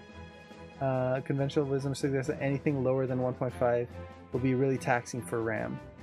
Okay, so you're still getting audio. Okay, so that's just my camera then. Let me see if I can get that back up and running. There you go. Hello. I don't know why it froze. Yeah, the master voxel size is tricky because since you're working with a scale of meters, it is a very difficult thing to work with. And this is where, when we deal with animation, things can become very difficult. Because when we're modeling things, we need to model them at real life scale. But Bifrost uses meters in order to calculate their size. Now, what that means is, for example, something like this. If I want to create a simulation that looks good and looks like, for example, chocolate, I need to make something that's very, very small. So, for example, this cube here, this is supposed to be a chocolate bar or a brownie or something like that. Well, the scale of this cube is 1 meter. This box here is 5 units across. This is 5 meters across. This brownie is going to be 15 feet across. So to actually make it really feel like a chocolate bar, I would have to make this like 0.05 units wide or something like that. That would be 5 centimeters right there. Oh no, the link. Oh darn you, Moobot. Curse you, Moobot. I need to figure out how to get Moobot working properly for me. It's counteracting me all the time. Oh, take care, Lewis. Have a great night. Sorry the stream kept crashing. The joy of simulation. Let's see. I need to figure out a way to allow these links here, because I do not like having everyone limited like that. Let's see. I'm jumping into my Moobot settings here, and let's see if I can just disable that. Doobie-doo, where are you? I need the spam filters. That's it. Let's go into those settings and okay. So it should be off now. If you search Bifrost crash memory, yeah, it's one of those things that it's very tough. Bifrost by default is made for kind of larger simulations, which makes it very difficult to make simulations like this. Now there are workarounds, and this is the next demo I wanted to show here. Is let's create a new scene here, and let's create, or I've actually got a scene that I created here. OBS has also suffered from memory leaks, but I think it's difficult balance. Yeah, I think OBS, the new version I'm using, isn't too bad for memory leaks. So I think it's more the memory and the encoding, which is probably killing me here. But let's see, we've got our scene here. This is a scene I just quickly set up last night. Just a wine bottle and a wine glass. And these are created in real world dimensions, so in centimeters. So for example, this bottle here, if I create a polygon cube and use this as a measuring stick, let's say this is 30 centimeters tall. Well, that bottle is about 30 centimeters tall, which is about the size of a wine bottle, a typical wine bottle. So this is made in real world centimeters. And that's great. If I want to model something, and for most rigs, this is the proportions you're going to be using. Now for Bifrost, we run into an issue, because Bifrost isn't going to be looking at this bottle and going, oh, it's 30 centimeters tall. It's going to go, oh, it's 30 meters tall. So for anyone who doesn't really use meters, that would be 90 feet, approximately. So you're looking at a 90-foot tall bottle in terms of what Bifrost is concerned with. So if we wanted to simulate this, yeah, it's way too tall. The water is not going to look right, because water has mass. Unlike cloth simulation, which can be a little bit more lenient, water behaves differently depending on how much mass it has, because it has viscosity and it has surface tension. So at this size, when I'm filling this wine glass here, it's not going to look like water coming out of a wine bottle and splashing into a wine glass. It's going to look like water pouring out of a pool or pouring out of the ocean. It's going to be just like this torrent of water, or like the feeling of a torrent of water compared to just a little bit of splashing liquid. So this is where that scale issue happens. In order to simulate this properly, I need to do two things. The first, which is what I've been doing before, is I need to set my scene into real world, or into meters. So to do this, I just need to group these objects together and then scale this down to 0.01. So you can see that's the actual size that Bifrost would need in order to simulate this correctly. And this is where suddenly you have to switch your voxels to be much smaller, and you run into a whole bunch of issues there. Now, the reason I did this first is actually this is the easier way to do things. As much as the voxel size can start getting smaller, like I said, I never had any issues when I tested last night. So for most people, I think it would be okay to do this without running into too many issues. The other way to do this is to actually change the physics of the world. that you're simulating in. And this becomes very tricky because unlike end cloth, where all you have to do is change one value and you're good to go, you just have to change the scene scale value from 1 to 0.01, basically going from meters to centimeters, and then hey, everything works. With this, it's a little trickier because again, water has a bunch of different attributes that change depending on the size. So I'm just going to do a quick demo of this. It's not going to look great just because there's a lot of settings that we have to change, but we'll do something here. I'm just going to have this wine glass, or this wine bottle, try to pour into this glass. We'll see if we can do that. Okay, so to do this, the first thing we need to do is I'm going to create my emitter. So I'm going to go to polygons and I'm going to just create a sphere right in here. And this is going to be what's going to emit our liquid. Oh, can I ask you a bit of an off-topic question? Definitely. I'm in class 1 and we have the squirrel assignment this week. Would you recommend the squirrel or the monster ball rig? I would use... It depends on your skill level, I guess. The monster ball is more complicated. The monster ball, you've got more facial controls, you've got more ability to push the shot, whereas the squirrel rig is a little simpler. So basically, I would use it as if you've done the pendulum assignment and it was easy, you didn't struggle with it, you mastered it, the monster ball would be a good challenge.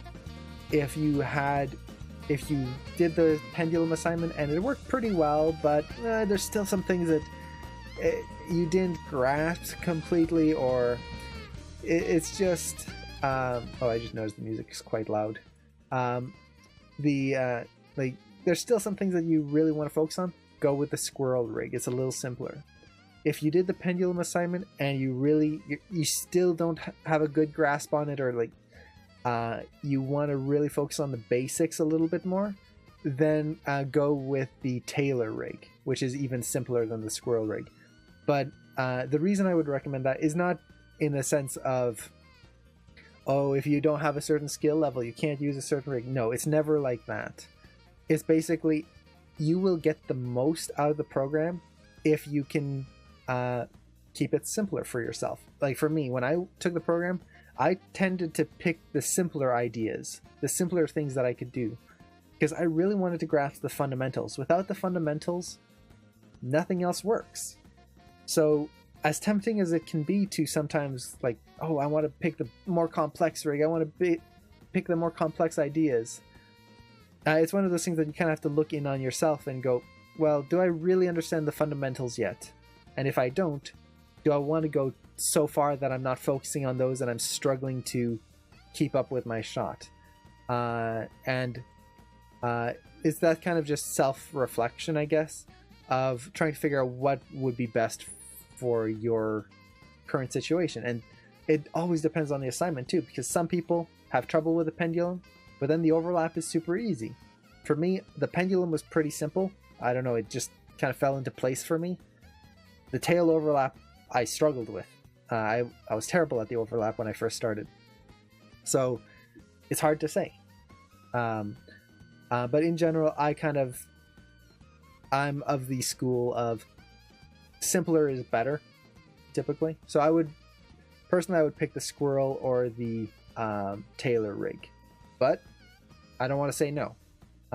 If you want to go with the monster ball, definitely. I don't want to like, oh, you can't use that. That's only for other people, or that's only for way more advanced. No, if you want to challenge yourself, go for it. Challenging yourself isn't a bad thing either. So I don't know if my answer was actually any help or not. Kind of felt like I was just giving random advice. But yeah, it's whatever you feel you need to focus on. Okay, so we've got our object here. We've got our cube. This is going to be our emitter. I'm just placing it in the bottle right now. And what I'm going to do is I'm going to, let's rename this. emitter, and I'm going to parent it to the wine bottle here. This way I can take the wine bottle and just kind of move it up here. And we're going to try and have this water pour out of the wine bottle. So let's take this. Let's take our emitter here. Bifrost fluids, liquid. Now, because my scene is so large, I already know that I will be able to reduce my go into my attribute editor here. I will be able to reduce my, increase my master voxel size so I have less detail in here. So let's put this up to 2 and see what we get. Let's just do a quick play here.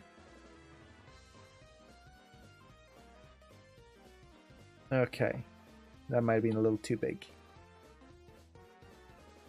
Let's go 1.5.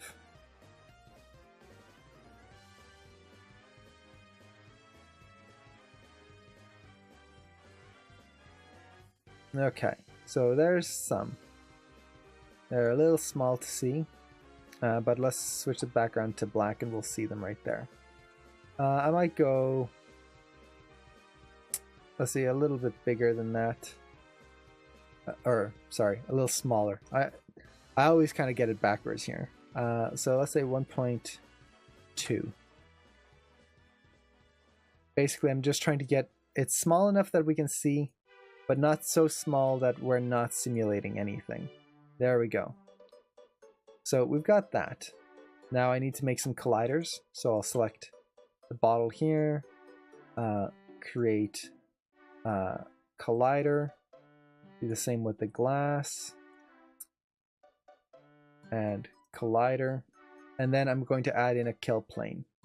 So select this again, Bifrost liquids, kill plane, and let's hit play, and we'll just simulate this a little bit and see what we get. Oop. So there we go. So we'll just do about 24 frames here. And you'll see that the water's not going to be quite right. So it's pouring in the glass here, but it's 24 frames already. Hard to see. Let me increase the point size here. So we've got 24 frames, 1 whole second of pouring this bottle upside down, and the water has reached halfway through the bottle. That's not right. Our physics are too slow. Just like when we did the end cloth simulation, and the cloth, when we first created it, it just kind of slowly fell and didn't do anything. We're running into the same issue here of the simulation isn't built for this scale. This water is assuming that this bottle is 90 feet long. So if you imagine like this is 90 feet, well, yeah, definitely in 1 second, water could definitely start rushing down and move about 45 feet, or no, actually this would be like 30 feet or 10 meters right through there. Definitely. That's rushing water right there. And if we kept on going with this, what would end up happening is as the water came out here, it would look like a waterfall, a literal waterfall, not just like a little gurgle of water coming out of a bottle, but like cascades of water coming out. It would, like, if we added a foam simulation, it would just be foaming and churning. It wouldn't be correct.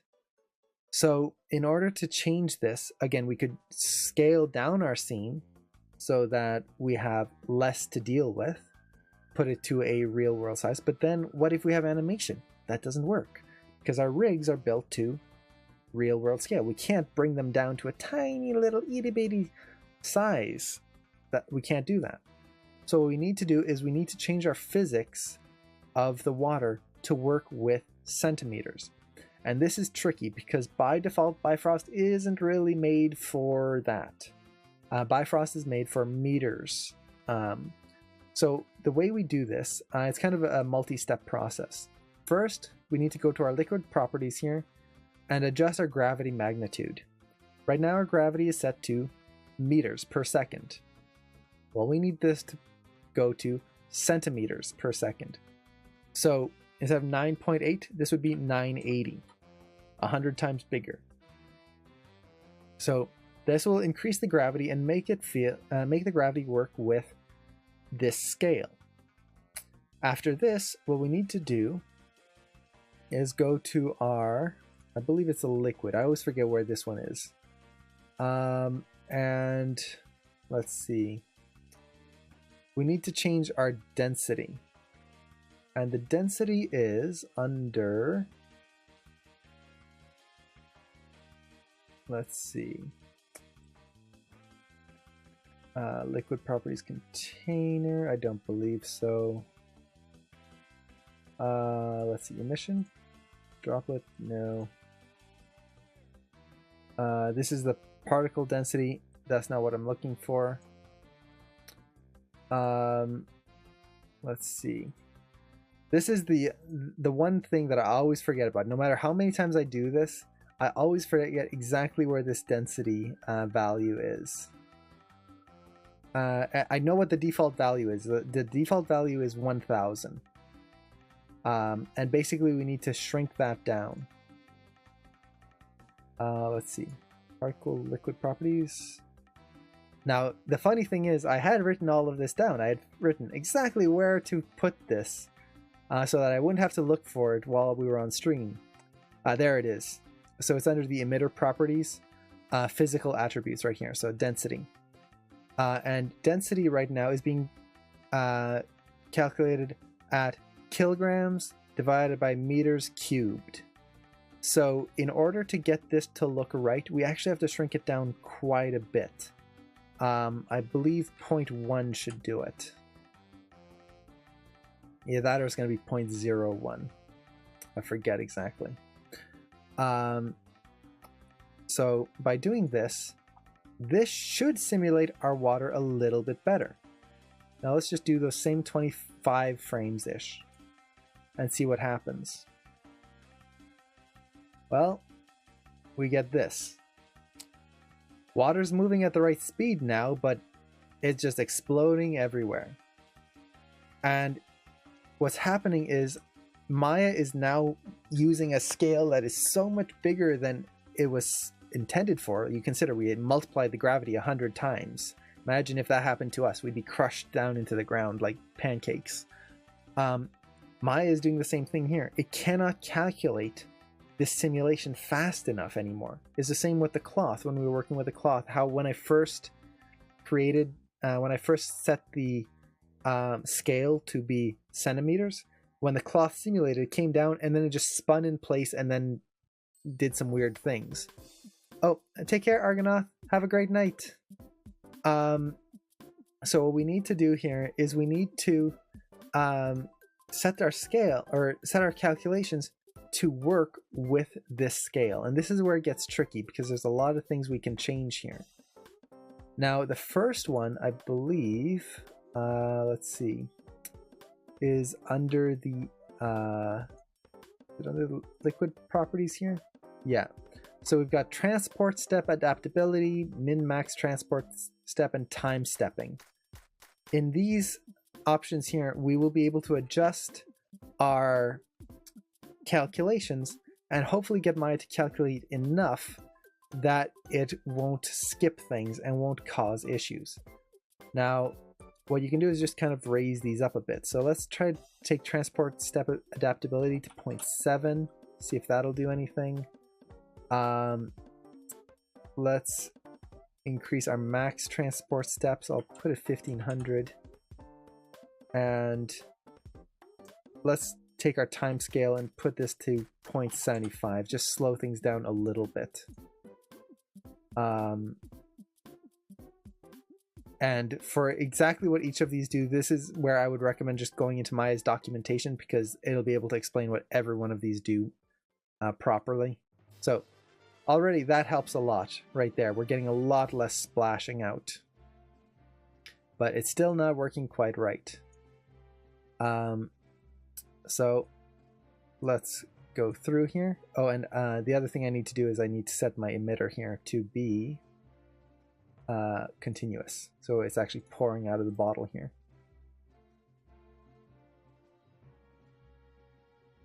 So got that, and you can see how it's just kind of splashing out and nothing's actually coming out of the bottle there because the simulation just isn't running properly.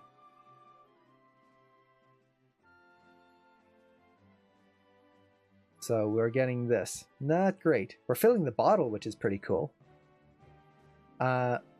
So one thing I could do is I could decrease our voxel size. Make sure that the voxels can actually get through this wine glass here, or this bottle. So wish me luck as I lower this, and hopefully we don't end up crashing. So I'm going to, let's see, select my liquid properties here, put our voxel size back down to 1,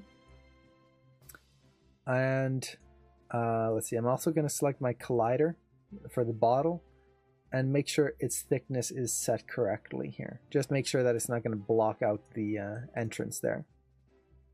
Okay, let's hit play again. See what we get. And you can see this is where water simulation gets tricky. For something simple like a pool of water, not bad. But as soon as you have to deal with something that's pouring or having to interact at a real world scale, suddenly it gets a little trickier. So we're still not getting the pouring out of here. Let's see. It's kind of going through, but then it just won't go out. Some are. This is interesting. So you can see some of the particles are trying to get out, but not making it. Let's see. Okay, I could decrease the voxel size again. I don't really want to try that yet. So let's go to our step ability here, and let's increase our time step as well. And then increase our steps. So the more you increase this, the slower your simulation will become. That's kind of just the harshness of it. You can see how much slower that is already. But we're getting a few less drops coming out. Let's see. The other thing I can do just to make sure that the water is working properly is come in here and make sure I turn on the surface tension. When the scale of the scene is very small, surface tension doesn't really matter. When it gets bigger like this, surface tension can make a huge difference. So let's just do another quick cache there. And see what we get. Still not coming out of the bottle. And this is, you can see, it should be working, but it's not. At this point, it really is just kind of back and forth, trying to figure out which attribute is going to let you solve this. Now, again, if you're a master at this, then you'll know exactly what to do. For me, I know enough to get it working, but I'm not the best at this type of simulation. The simulation I do tends to be end cloth and end dynamics. That's what my experience is with end cloth or with dynamics. With this type of dynamics, I can get them to work for most cases, but when it's something like this, suddenly it takes me a little longer because I'm so used to the end cloth settings and end dynamic settings that I never know quite which one to use here. But that's challenge. Oh, there you go. So you can see master voxel size. We shrank it down. So now it's each voxel is actually 50 centimeters in length. And we get pouring. Aha! Success! So we've got water pouring out, and you can see it is gushing out of there. This is a lot of wine. Now the reason this is happening is there's one thing that's not being accounted for with this bottle simulation, and that is air density. If you think about when you take a bottle of wine and you tip it upside down, or any bottle, juice, for anyone who's had those like cardboard juice, like apple juice, and tried to pour it and then it splashes everywhere, you'll know exactly what should be happening. As this is pouring out, water doesn't just pour out of something. It goes in spurts because there's air inside the bottle and outside the bottle. When you pour water out, air wants to come in and it creates this kind of sloshing effect. We don't have that in here. So in order to add that, there's a lot of different ways we could do it. We could play with air density and things like that. Or you could just animate the emitter kind of going on and off so that it's not just continually on. So I could set a key here on enable and just like key it on and off, on and off, on and off, and that'll kind of create that little effect. Now, in order to do that really properly, what I would want to do is move this emitter into the neck of the bottle here. So that way it's not pouring through and then collecting here and then just pouring straight out. By having the emitter in the neck of the bottle, I would have more control animation-wise. For this scene, I don't really need to worry about that. I do want to make sure I catch the water here. So let's put that right there. And let's just do a quick simulation here. And you can see, once we have the main settings, it doesn't take all that long. It's not too bad. It's mainly trying to figure out the scene scale settings. That's the hard part. And while we're waiting for this, again, the big ones to watch out for. The first and most important is the gravity. You'll want to multiply that by 100 because by default it's meters per second, or meters divided by seconds squared. So we need to make sure that that is centimeters. We're working in real world scale centimeters. The next one is under the emitter properties. Under the physical attributes, we need to change the density and put it way down. By default, it's 1000. And the reason we're making it not just 100 times smaller, but even smaller than that, 1,000 times, or you could even go 10,000 times smaller, is because this is meters cubed. So that would be 1,000, or 1 meter times 1 meter times 1 meter. So if we've got 10,000 meters, well, becomes this whole big mathematical mess. So we want to bring the density way, way, way down. After that, you also want to make sure that under your liquid properties, you turn on surface tension, because on surface tension in small scenes like we had been working on before, that won't be a problem. The water automatically will have what feels like surface tension. As soon as we have a big scene like this, we need to make sure Maya includes that surface tension, or else the water is just gonna blow out everywhere. But look at that. Now we've got the simulation running, it's pouring into the wine glass, and we're getting this. Not bad. Now again, water should not be spilling out of this like that. That is a torrent of wine. It should be like half of that. But you can see it works. And from here, at this point, it's all the same things. Do we want to render this out as voxels? So as particles here, or as a voxel shape? So there you go. Now that looks a little bit more like water. Or do we want to render it? Now I did mention we would do a little bit of rendering here, so let's do that right now. So I'm going to be using Arnold to render. I want to do an actual stream where we cover proper rendering later on, so I'm just going to kind of go through this pretty quick. So the first thing I want to do is open up my Arnold settings. I want to create an environment here. So I'm going to create a sky shader and bring in a file here. Let's browse for that file there. And let's see, find it on my system. What I'm looking for is an HDR map. Now, for anyone who doesn't know what an HDR map is, An HDR map is a file, an image file that has a lot of exposures built into that one file. And in terms of Maya, what that allows us to do is create lighting from an image file. So you can see here, I've got this HDR map right here. Let's open that up. And this will add a HDR map to our scene right there. And an HDR map basically, like I said, has a bunch of exposures built in, which means that I can take this image and bump up its exposures quite a bit and get all sorts of different effects and brightness in my scene here.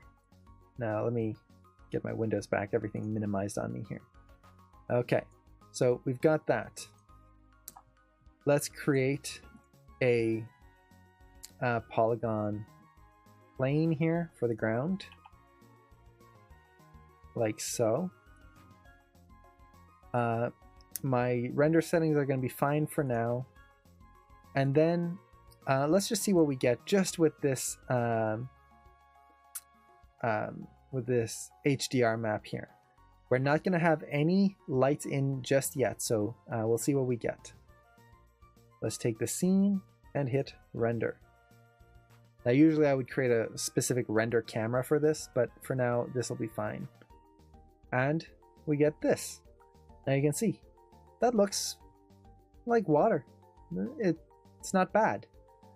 By default, the liquid material will have a built-in shader that has water attributes to it.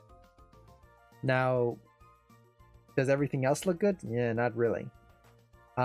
So to fix this, what I'm going to do is I'm going to select my HDR lighting.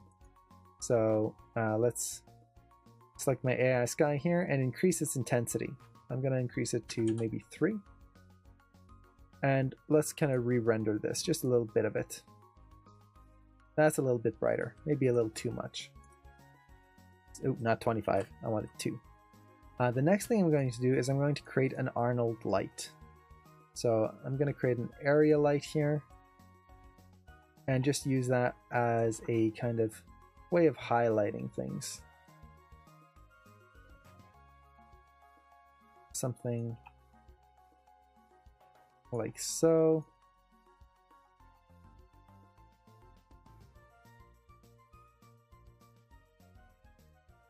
And I'm just going to bring it up and back a little bit. Scale it up. The other thing I kind of want to do is I want to rotate this skybox because I think I'm getting the reflection of this TV in the bottle, which I don't want. Okay, so we've got that. Let's do another quick test render right there. Oop. Render the whole scene again. Paper Mario, I think. I love this song. So we're getting this now. That's a little bit better. Now we're getting this nice reflection on the glass here. I think we could still bump up the lighting a little bit. So I'm going to select my area light and let's just bump up our exposure. Let's try 4.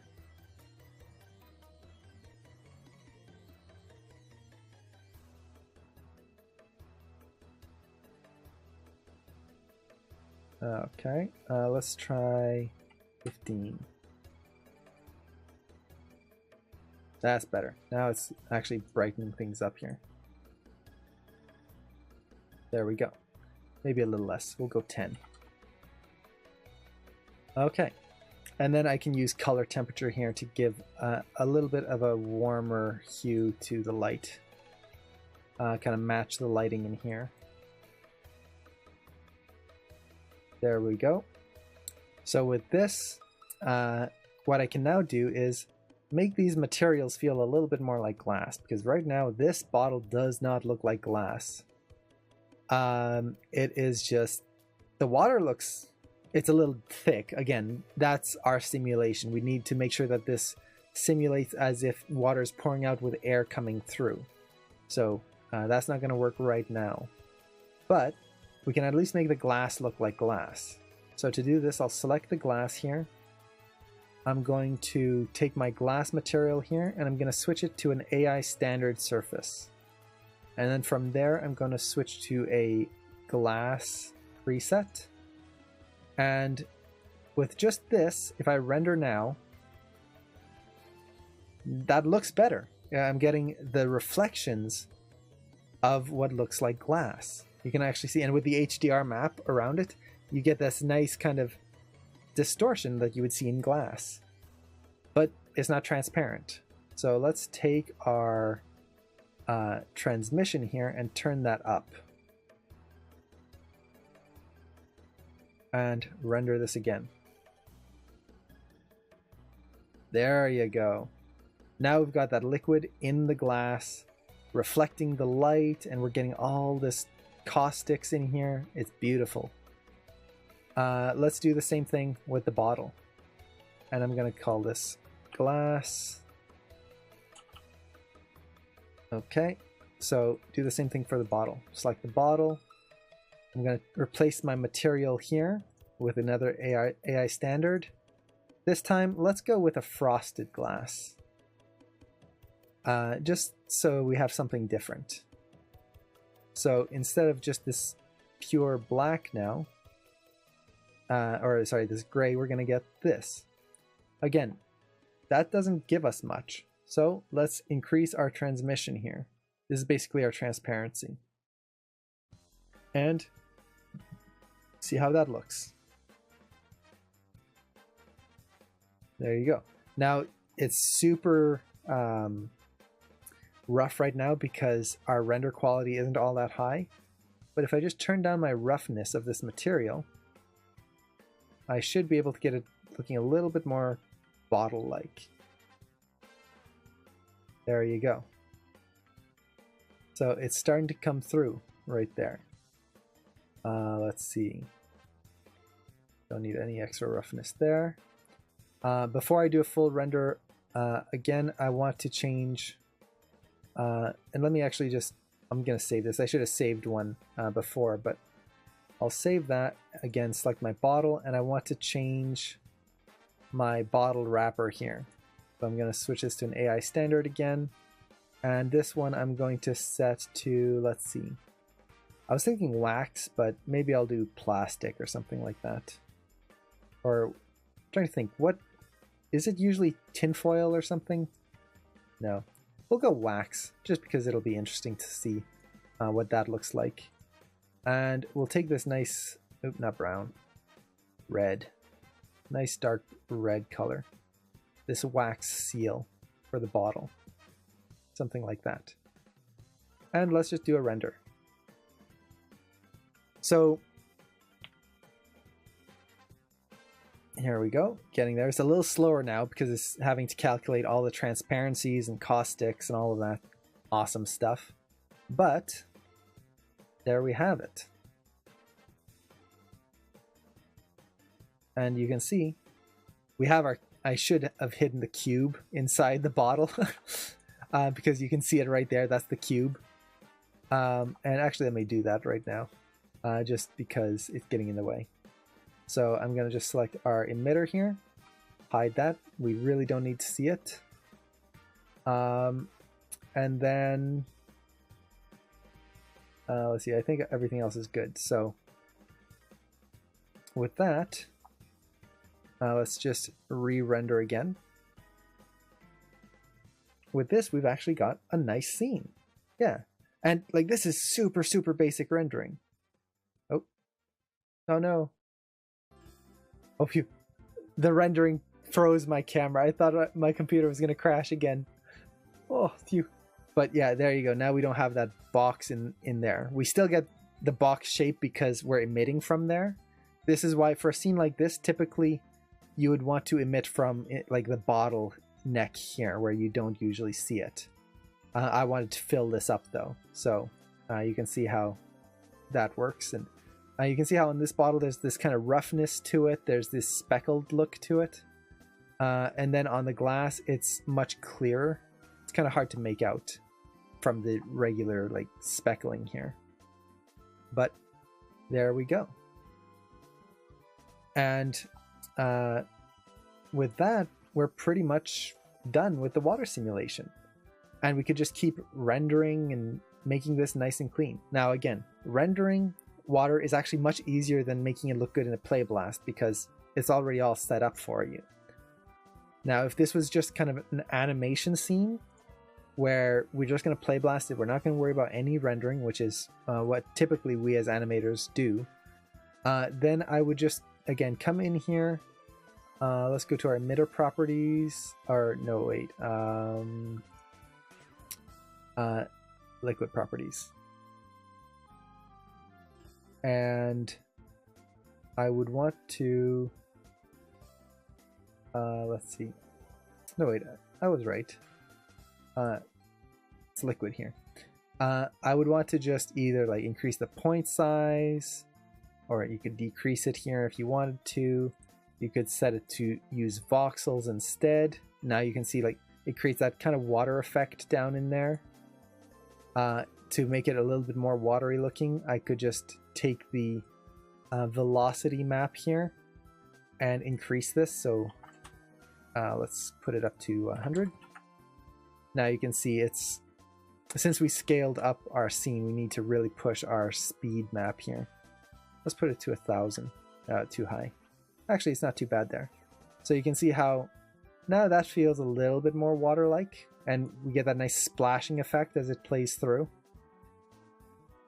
So we can always change the color as well. So maybe in this, instead of this kind of pale blue, maybe make it a little bit more, well, if this was wine, maybe make it like a red wine here.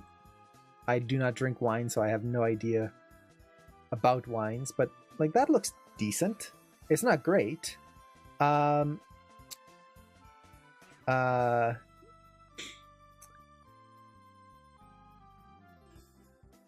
New. Okay. Why are you playing with our stomachs? I don't know. I'm just hungry. But let's see. So we've got all of that. Now we can always change the interpolation of this water as well. So you can see how it's just a viewport right now, but we get this nice kind of shading to it.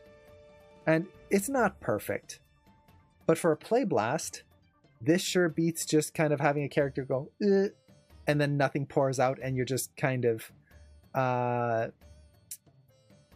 not doing anything.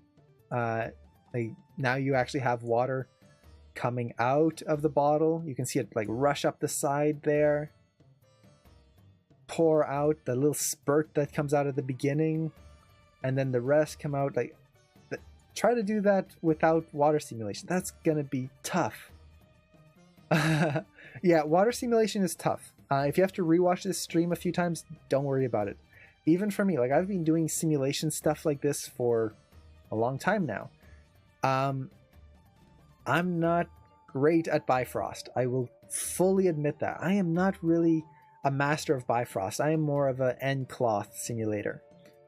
And I'll admit, before this stream, I refreshed myself. I went through the Maya documentation. I had to go through, and I just wanted to make sure I knew where things were. And I wrote down a bunch of notes, and which I ended up losing. But like, it takes a while. And if you don't use it often, it's easy to forget things. Sorry, I had to work. Have you gone over any rendering? Yeah, I did do a quick render right here. So you can see. It's not great because the water's coming out too quickly from the bottle. But we could even maybe render it from this angle here. And one thing I do want to double check is that my light is casting shadows. It should. Good. So the other thing I do want to do is switch this material here. So just give this kind of a table look. So I'm going to use an AI standard material as again. AI standard surface. Let's set this to... Do we even need to change the base material? I don't think so. Maybe I'll just change the color. Make it a little bit more like a wooden table. a little dark there, so let's bring it up a bit like so. Specular and everything we'll just leave at its default there. And let's save this render and render again. How do you render videos, or is that done one frame at a time? You have to do what's called a batch render.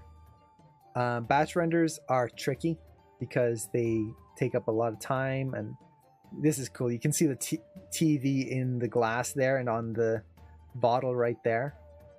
So you can see, and look at the table, even the shine on the table and whatnot. That's pretty cool. And this is super, super simple rendering. You can even see this is the window right there reflected through the bottle and on the other side there. And then on here, it's not quite as sharp. It's a little bit more simple. Now, for the water, you'll see it's kind of globby and kind of... to add more like water spray to it, you would just play with the emissions of it.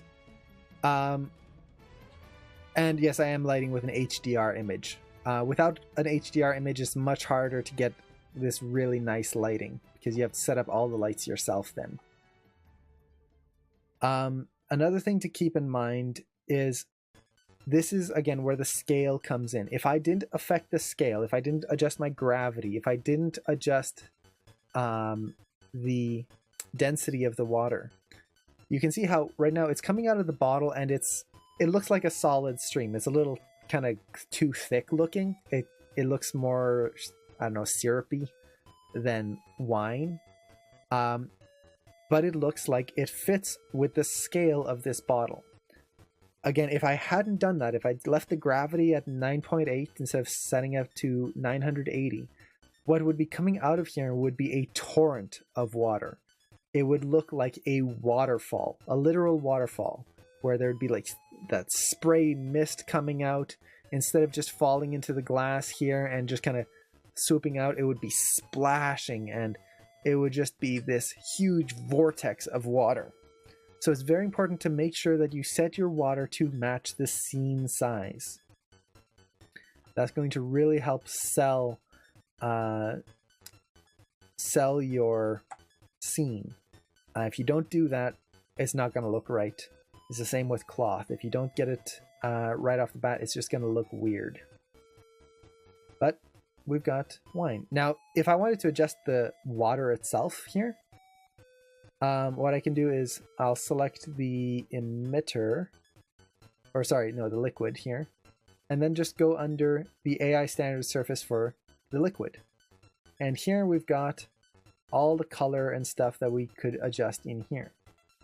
Now, for this, we've got transmission. Basically, this is set to a water already. I'm going to take coat here, and I'm just going to go red. Let's go kind of a dark red here. And just add a little weight to that. And I'm just going to do a little render right there. Just see what we get. And it's hard to see, but it's adding a tint of red. Let's put the weight even more. Just all the way up. There we go. Maybe that's a little too much. Kind of looks like blood now. But with that, let me save this image and then re-render. We can get wine. There we go. So we get a totally different feel just by adding that coat in there. So you can see clear versus dark. But what's cool is we still get that light shining through in the thin areas, like right here. And you can do all sorts of things in here. So it's really, at this point, up to you how you want to make things look. So I think with that, let's see, is there anything else water related we can do? Trying to think. does anyone have any questions on any of this? I'm just trying to think what else I can show. I think I've pretty much shown everything that I wanted to. Now, of course, there are all the extra attributes. So, for example, if you go under the liquid properties, liquid properties, you've got viscosity, erosion, surface tension. These are all things you would play with in order to create different feelings to the water. So maybe make it syrup, maple syrup, pouring out of a bottle instead of wine pouring out of a bottle. So that would be viscosity. If you want to make something feel like jello, surface tension would be pretty good, along with viscosity. Emissions. These will allow you to add droplets so that as the water is pouring out, it's kind of splashing a little bit more. Particle distribution as well. You can always go to the Bifrost fluids and add a foam, like we talked about before. If you want those little specks of foam, this might work pretty well with the wine, actually, to add that little splashing. My cold-blooded slash shot. And you've got a bunch of things in here. Now, another thing you can do is, let's see. I'm going to make a new scene here. I don't need to worry about saving this. The last thing I want to show you is just a very quick way of getting an ocean in place. Now, there's a lot of ocean simulators you can use. There's a lot of ways you can use Bifrost to simulate oceans. And those can work really well, but if you really want just a super quick feeling of water in your scene, that's going to be in the background. So maybe people walking along the beach and there's just water in the back. And you don't really care about making it look super realistic, but you don't want just a flat plane. Here's a really cool little plugin you can use. So if I do this, I can create a polygon primitive plane. And I'm just going to scale this up and set a very high density to the object. So I just raised this up to 100 here. So we've got this plane here. Now, in most scenes, I could paint it blue and go, haha, see, it's an ocean. Or I could put like a texture on it, but it's still flat. Or I could spend a lot of time trying to make a water simulation, which will just slow down my scene and make everything super slow. Or what I can do is I select this and I'm going to go to Boss right here, the Boss plugin, and open Boss Editor. Now this will open up our Boss Ripple Wave Generator. Now what I can do with this is I'll just go to my wave solvers right here, and I'm going to click on this first button here. This will create a wave solver onto this surface. Select the surface again, and then I'm going to create spectral waves as well, like so. And nothing's happened. Oh, so interesting. But as soon as I go off of frame 1, suddenly we get this. And you can see Maya is actually creating a wave pattern on this flat surface, this plane. And we've got water. Now, in terms of water simulation, is this great? No. This is just super simple generation of waves. But for a scene where your characters are just acting and you want some waves in the background for a beach, or maybe they're on a boat or something, I did this in 2 clicks and it plays back at full speed. I don't have to worry about any dynamic simulation or anything like that. Now, if I want to push this even more, let's look at our boss output here. Open up our attribute editor. And we've got a bunch of different things we can play with here. So right now it's set the start frame to frame 2. I'll set that to frame 1. So that way we have a simulation actually start on the first frame. We've got our resolution here. Maybe I'll put that up to 1024 by 1024. Just get a higher resolution wave pattern in there. But then down here we have gravity. Again, right now it's set to meters per second. Or meters divided by seconds. So let's put that to 980. And that should give us more realistic waves for a proper scene if we were animating to real world scale. We have the depth there, wave height here that we can affect. We've got wind speed. Wind speed will really help push your waves up a lot more. So let me see, ocean depth. I'm just going to leave it at everything at 9.8 because I don't want to have to deal with all the calculation here. Let me undo of having set all of these, because basically if you hover over these, they'll tell you when they're set to meters. You can even see it here, like meters per second. So I would have to calculate everything based on meters instead of centimeters, or sorry, centimeters instead of meters. For now, I'll just keep it simple. So we've got that. If I want more waves, let's just increase the wind speed. And now we've got rough waters. Something like that. There you go. Now let's just assign a material to it. I'm just going to stick with a basic blinn. Let's add a blue color to it and make sure that it can catch the light. Something like that. And there we have it. Waves. And that's super simple. I don't have to worry about again, simulating anything. I don't have to worry about having to recache files or anything like that. It's just there. Now, does it look the greatest? No. Does it look like real wave simulation? No.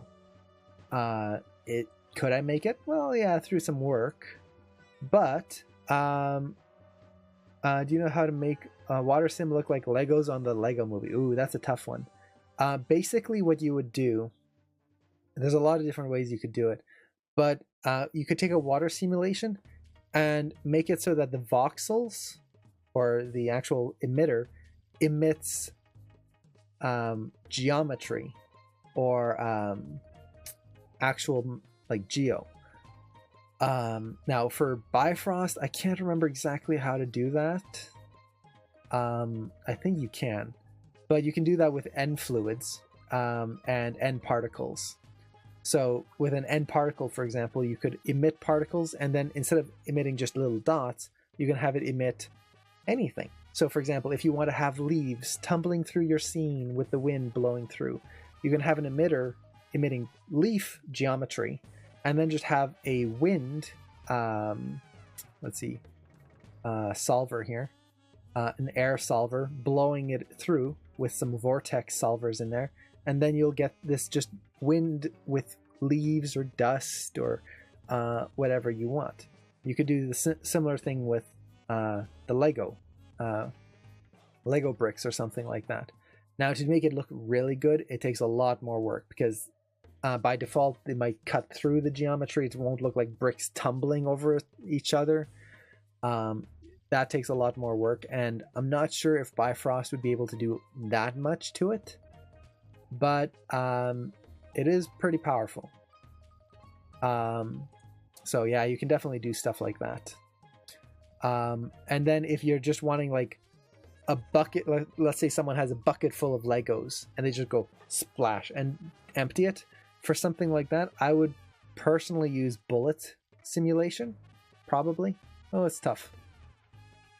Yeah, I would probably use bullet simulation, because bullet would allow you to have a little bit more on the physical, like bouncing of the attributes of those Lego bricks, whereas Bifrost is made for water simulation.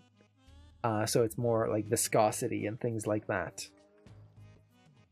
But yeah, I think we covered everything that I wanted to cover for a demo in 3 parts. Yay! And we didn't have another crash. So, yay for that. Cool.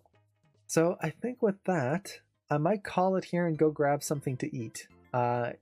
We've been going for what, 3 hours now? Not bad.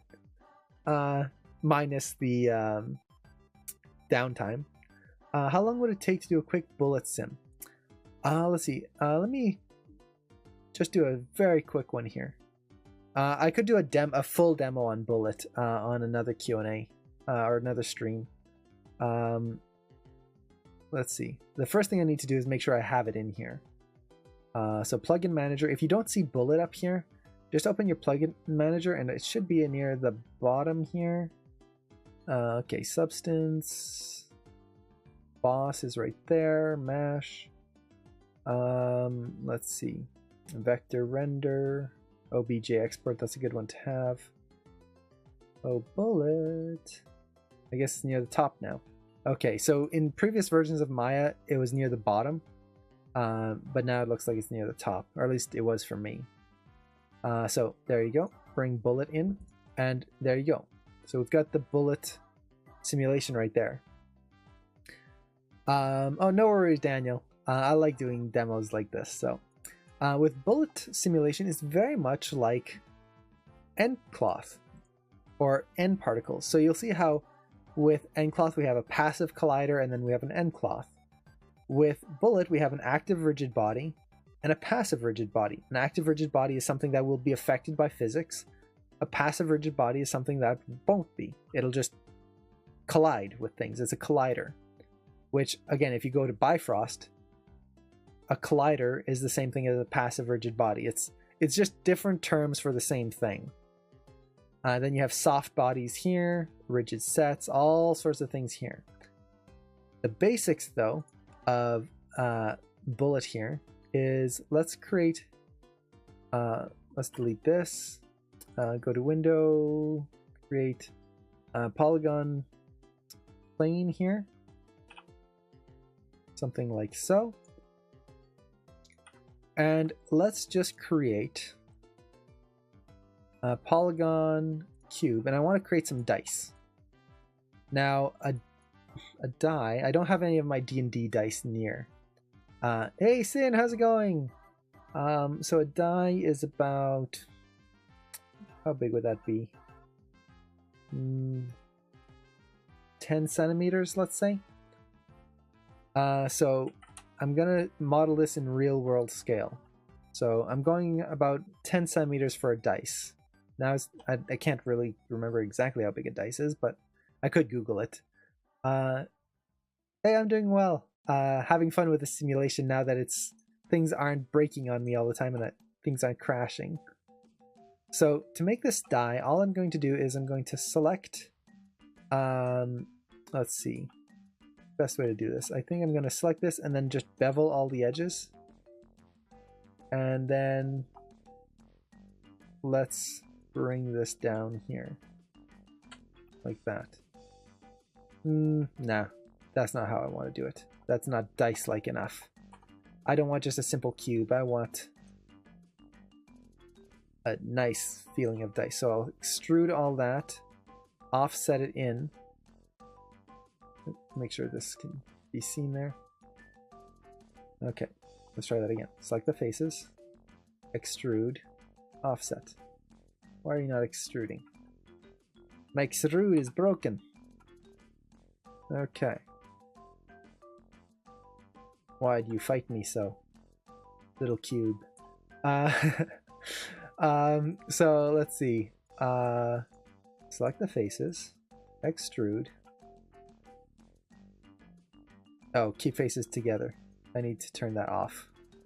There you go. Duh. Okay, just shrink that in and there you go. That's a little bit more dice-like.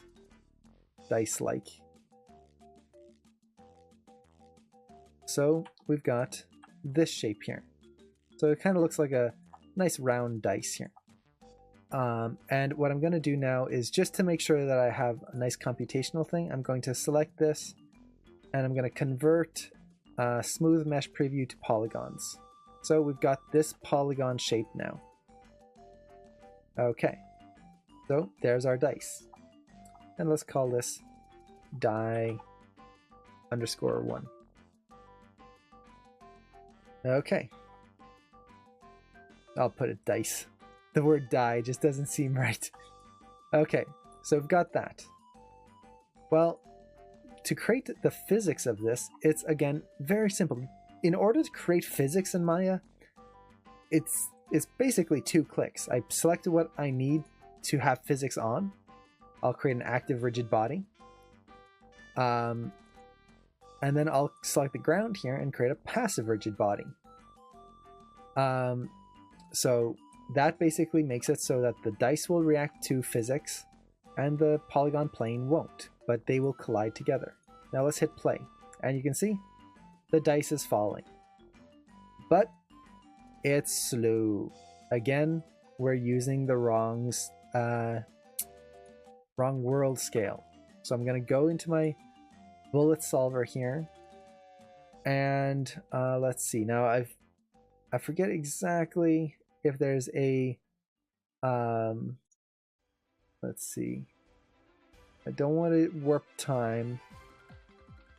I might just need to increase my gravity, so put it to minus 980. And that should do it. So there you go. Now we're getting collision. And doesn't it just look beautiful? Boop. So good. And what's happening is there's no, we've got a perfect gravity field. So the gravity is taking this dice and moving it straight down. There's no outside forces. This die is perfectly lined up to the ground. All of these forces together, when this die falls, no physics are going to happen because it's so perfect. So in order to get the physics working here, what I need to do now is just add some outside forces. So for example, with a die here, let's select our rigid body shape here, and we can affect our mass right there. We can choose our collider type. Now this is going to be very important. Right now you can see I'm using a box geometry here to create our collision. This means that if it hit the corner, it's actually going to hit the corner out here and not the actual corner of the cube here.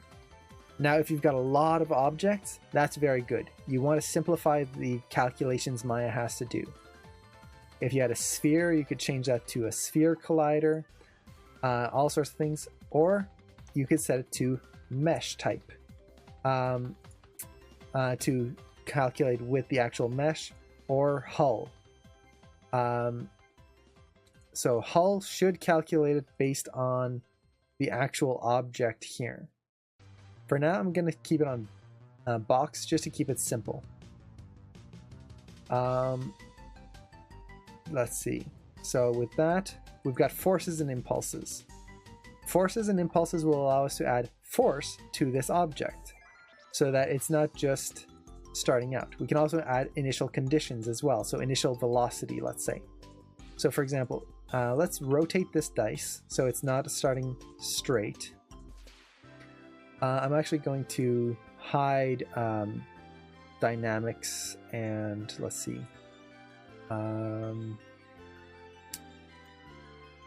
Actually, I'll leave it on for now. So we've got an angle. Now let's add some initial velocity. It's going to be X, Y, and Z. Well, let's just add it going to screen right here. So I'll add an initial velocity of 5 in the x-axis, so it's going to go screen right. And then angular velocity is the rotation. So let's add just a little bit of angular rotation here. 1 in x, or actually, let's add 2 in z, and maybe 0.5 in y. And let's see what happens. It might not be enough. Yeah, nothing. But look what we get. Boop! It bounced. So we've got a little simulation right there. Let's bump this up even more. Initial velocity, let's go 50. Let's see if that moves it. Yep, a little bit. I want to throw this though. Let's go 500. There you go. Now we've got someone throwing a die. And you can see, that was pretty simple. And we've got doot doot doot, and it rolls and stops. Now it kind of feels a little heavy, so this is where you would adjust the mass, the dampening of things. Maybe I'll reduce the friction just a little bit. 0.9. Let's reduce the mass, put it maybe to 0.7, something like that. We can also apply dynamic system, collision filters, all sorts of things like that. Don't have to worry about that too much right now. And then let's see, what other things do we have here? Yeah, so with that, let's just reduce the mass here and see what we get. There you go. Now it has a little bit lighter feeling. So let's reduce that even more. Let's go to 0.4. I want a very light plastic feel to this. Okay.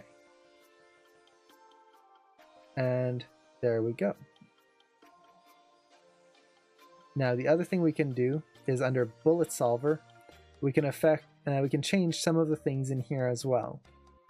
Now typically I don't try to change too much of this, like the gravity for example, because the gravity is universal. If you start changing gravity, well, you're changing the world. Suddenly you're not on Earth anymore, you're on some other planet. So just try to avoid changing that too much. Now let's see, what else can I add in here? With these collisions here, I could take the friction down on the ground if I wanted to. But let's go back to our dice here. And then we have kinematic rigid body and dynamic rigid body. Personally, I use dynamic. That's what I tend to use. There you go. So I'm going to tone this mass down all the way to 0. I just want to see what happens. So with a mass of 0, nothing moves because if it has no mass, it can't move. So let's lower this down even more here. Okay, it's not making a huge difference. I really want this to be lighter, so I have to try and remember. Let's see. Well, if I do want it to be lighter overall, and I just want to kind of globally adjust this, especially for just one item like this, or if I have a lot of items of the same type, what I can do is just take my bullet solver here, and I'm just going to reduce this. So maybe we'll put this to 450. There you go. Now that dice bounces. Boing! And rolls off. Let's scale up our ground. Okay, so now you can see it bounces and rolls, and there we go. Dice. Now, what happens if we have to have a lot of dice? Not just one tiny puny little thing here, but a bunch of them. So let's create a bunch of dice here. And just to kind of simplify this and make sure my computer doesn't break, I'm going to just select a normal cube here. Let's go down and make it scale up to 10 again. And I'm just going to create a bunch of them.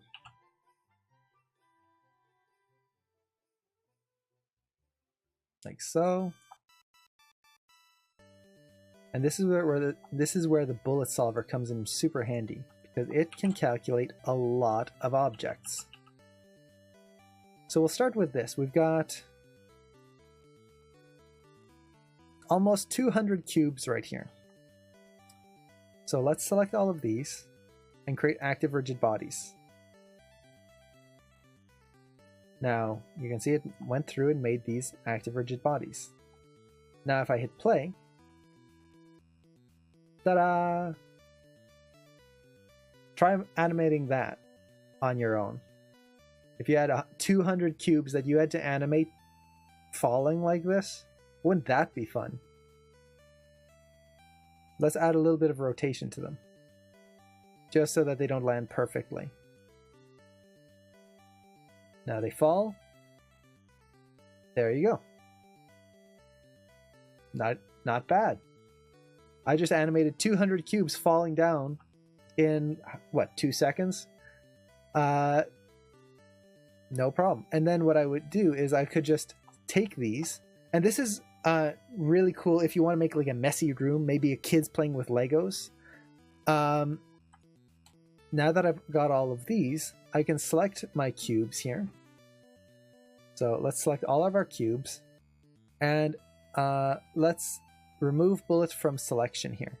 Actually undo that. Let's see, I'm gonna have to try and remember what it was with bullets simulation here. Let's see.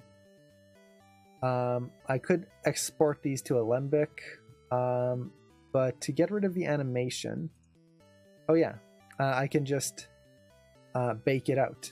So I'll select these, go to Edit, Keys, Bake Simulation, and I'm just gonna bake all of it like that.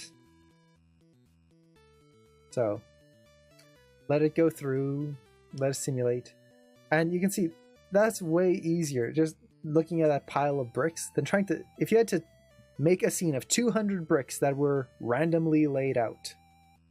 That's a pain. Will it sim the blocks the exact same every time? Close to exactly the same, because none of the variables are changing. So if you think about it, even in the real world, if we could calculate every single nuance of an object, so if I have a thumb drive here, for example, and I drop it, if I knew the exact dimensions of everything, the exact gravity, the exact air density, everything, I could repeat and if I could drop it the exact same way every time, it would always happen the same way. In Maya, that's basically what's happening. The objects are falling the exact same way every time. So unless there's a new force that comes in, the simulation should act the same way every time. Now there might be slight variations, but they will pretty much be close to the exact same thing each time. But now we can see we've got keys in here. Let's remove bullets from selection here, just so that they're not calculating. And now this is all keyed animation. Well, let's say I just want to start off with this position here. Select all my keys, delete selected. There you go.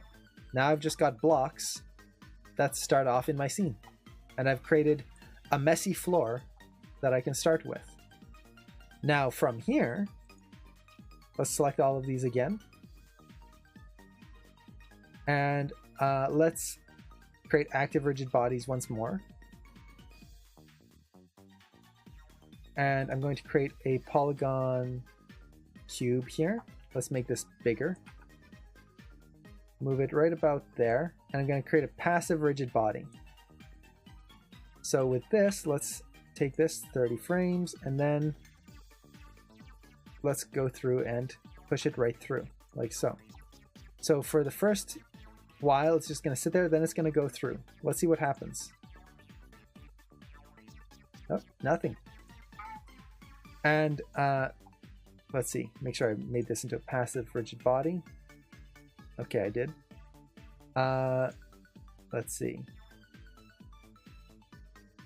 Oh, I might have it on the wrong layer here. Let's see. Polycube, polyrigid body. Let's see. Static body. Let's see.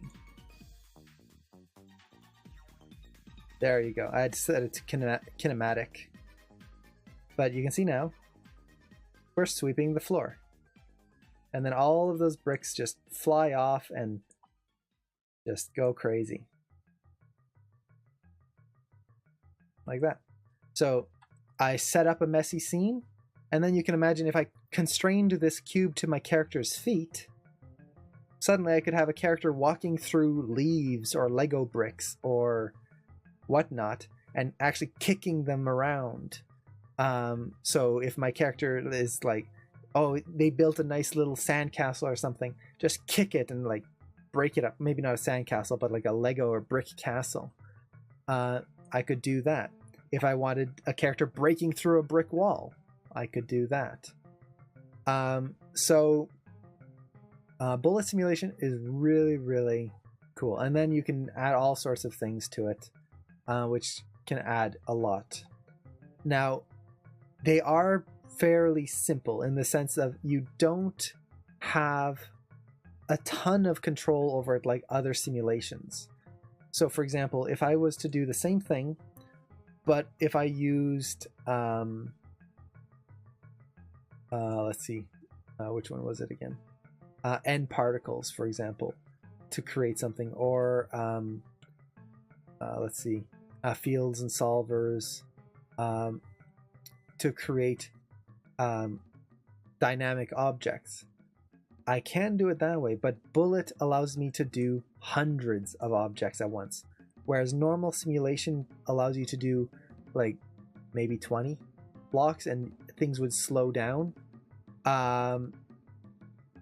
It's with this, I'm literally animating over 200 blocks. Well, no, actually just under 200. It's 194 total. 194 blocks in almost real time. That's not bad.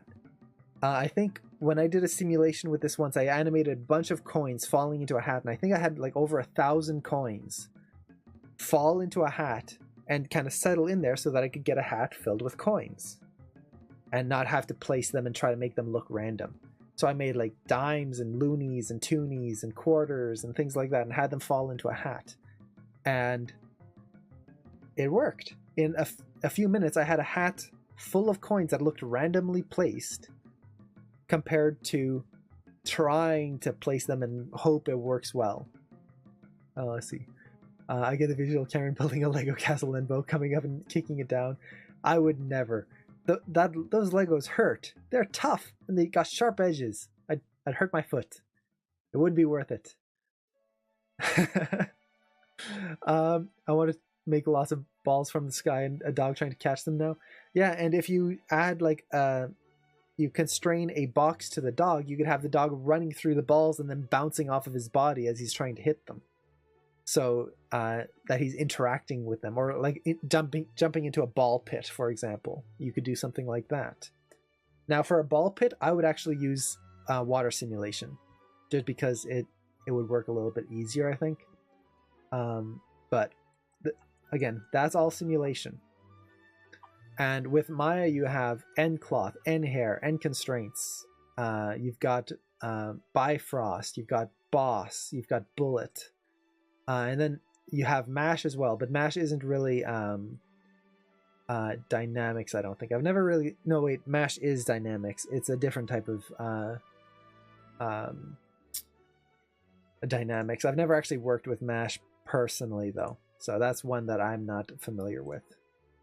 But you've got, like, here, fire effects, fireworks, and all sorts of things. I have enough reference for my dog trying to catch a fly. Oh, that's awesome.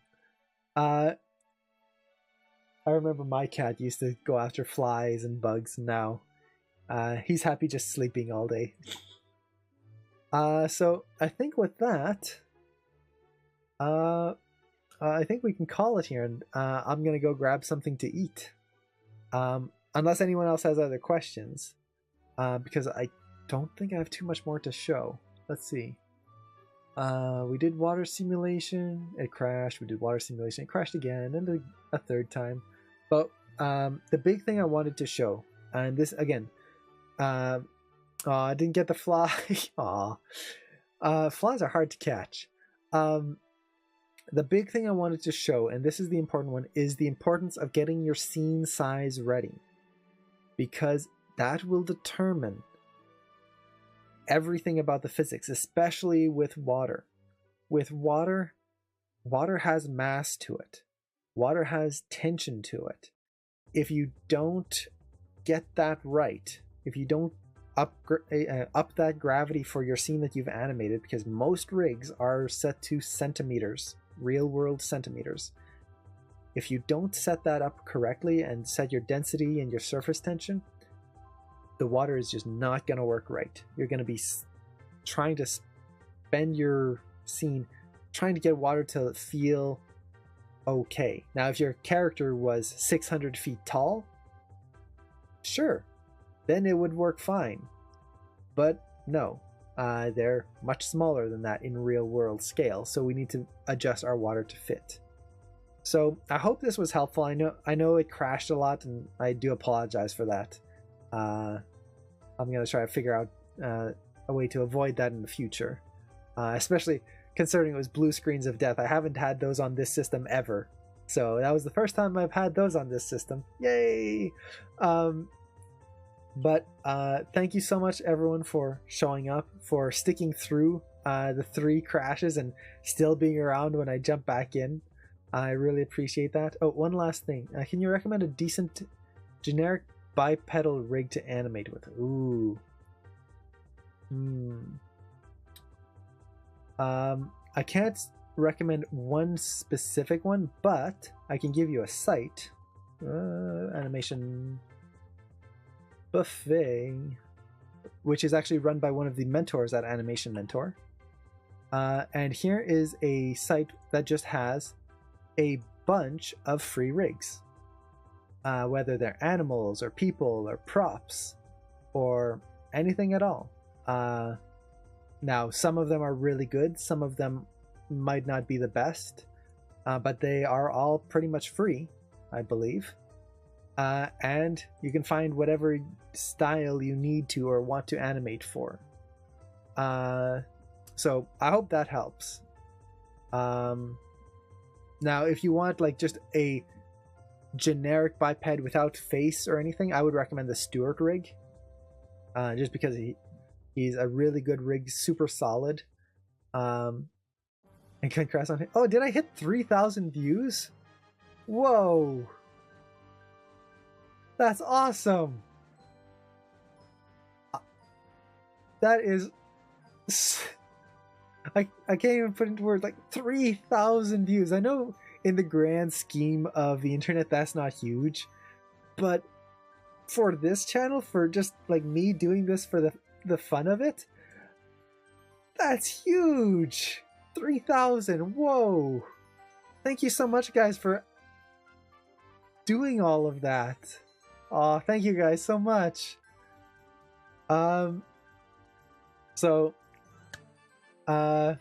Yeah, I think... Oh no, British guy, you just came in! Yeah, you'll have to catch the replay. It's in 3 parts. My computer crashed 3 times, so it's gonna be in... No, 4 parts, I guess. But yeah, we just finished here. Unfortunately, I'm gonna have to go grab something to eat. But again, huge thank you to everyone. Your dad must be happy he didn't put money on how many views. Yes, I'm sure.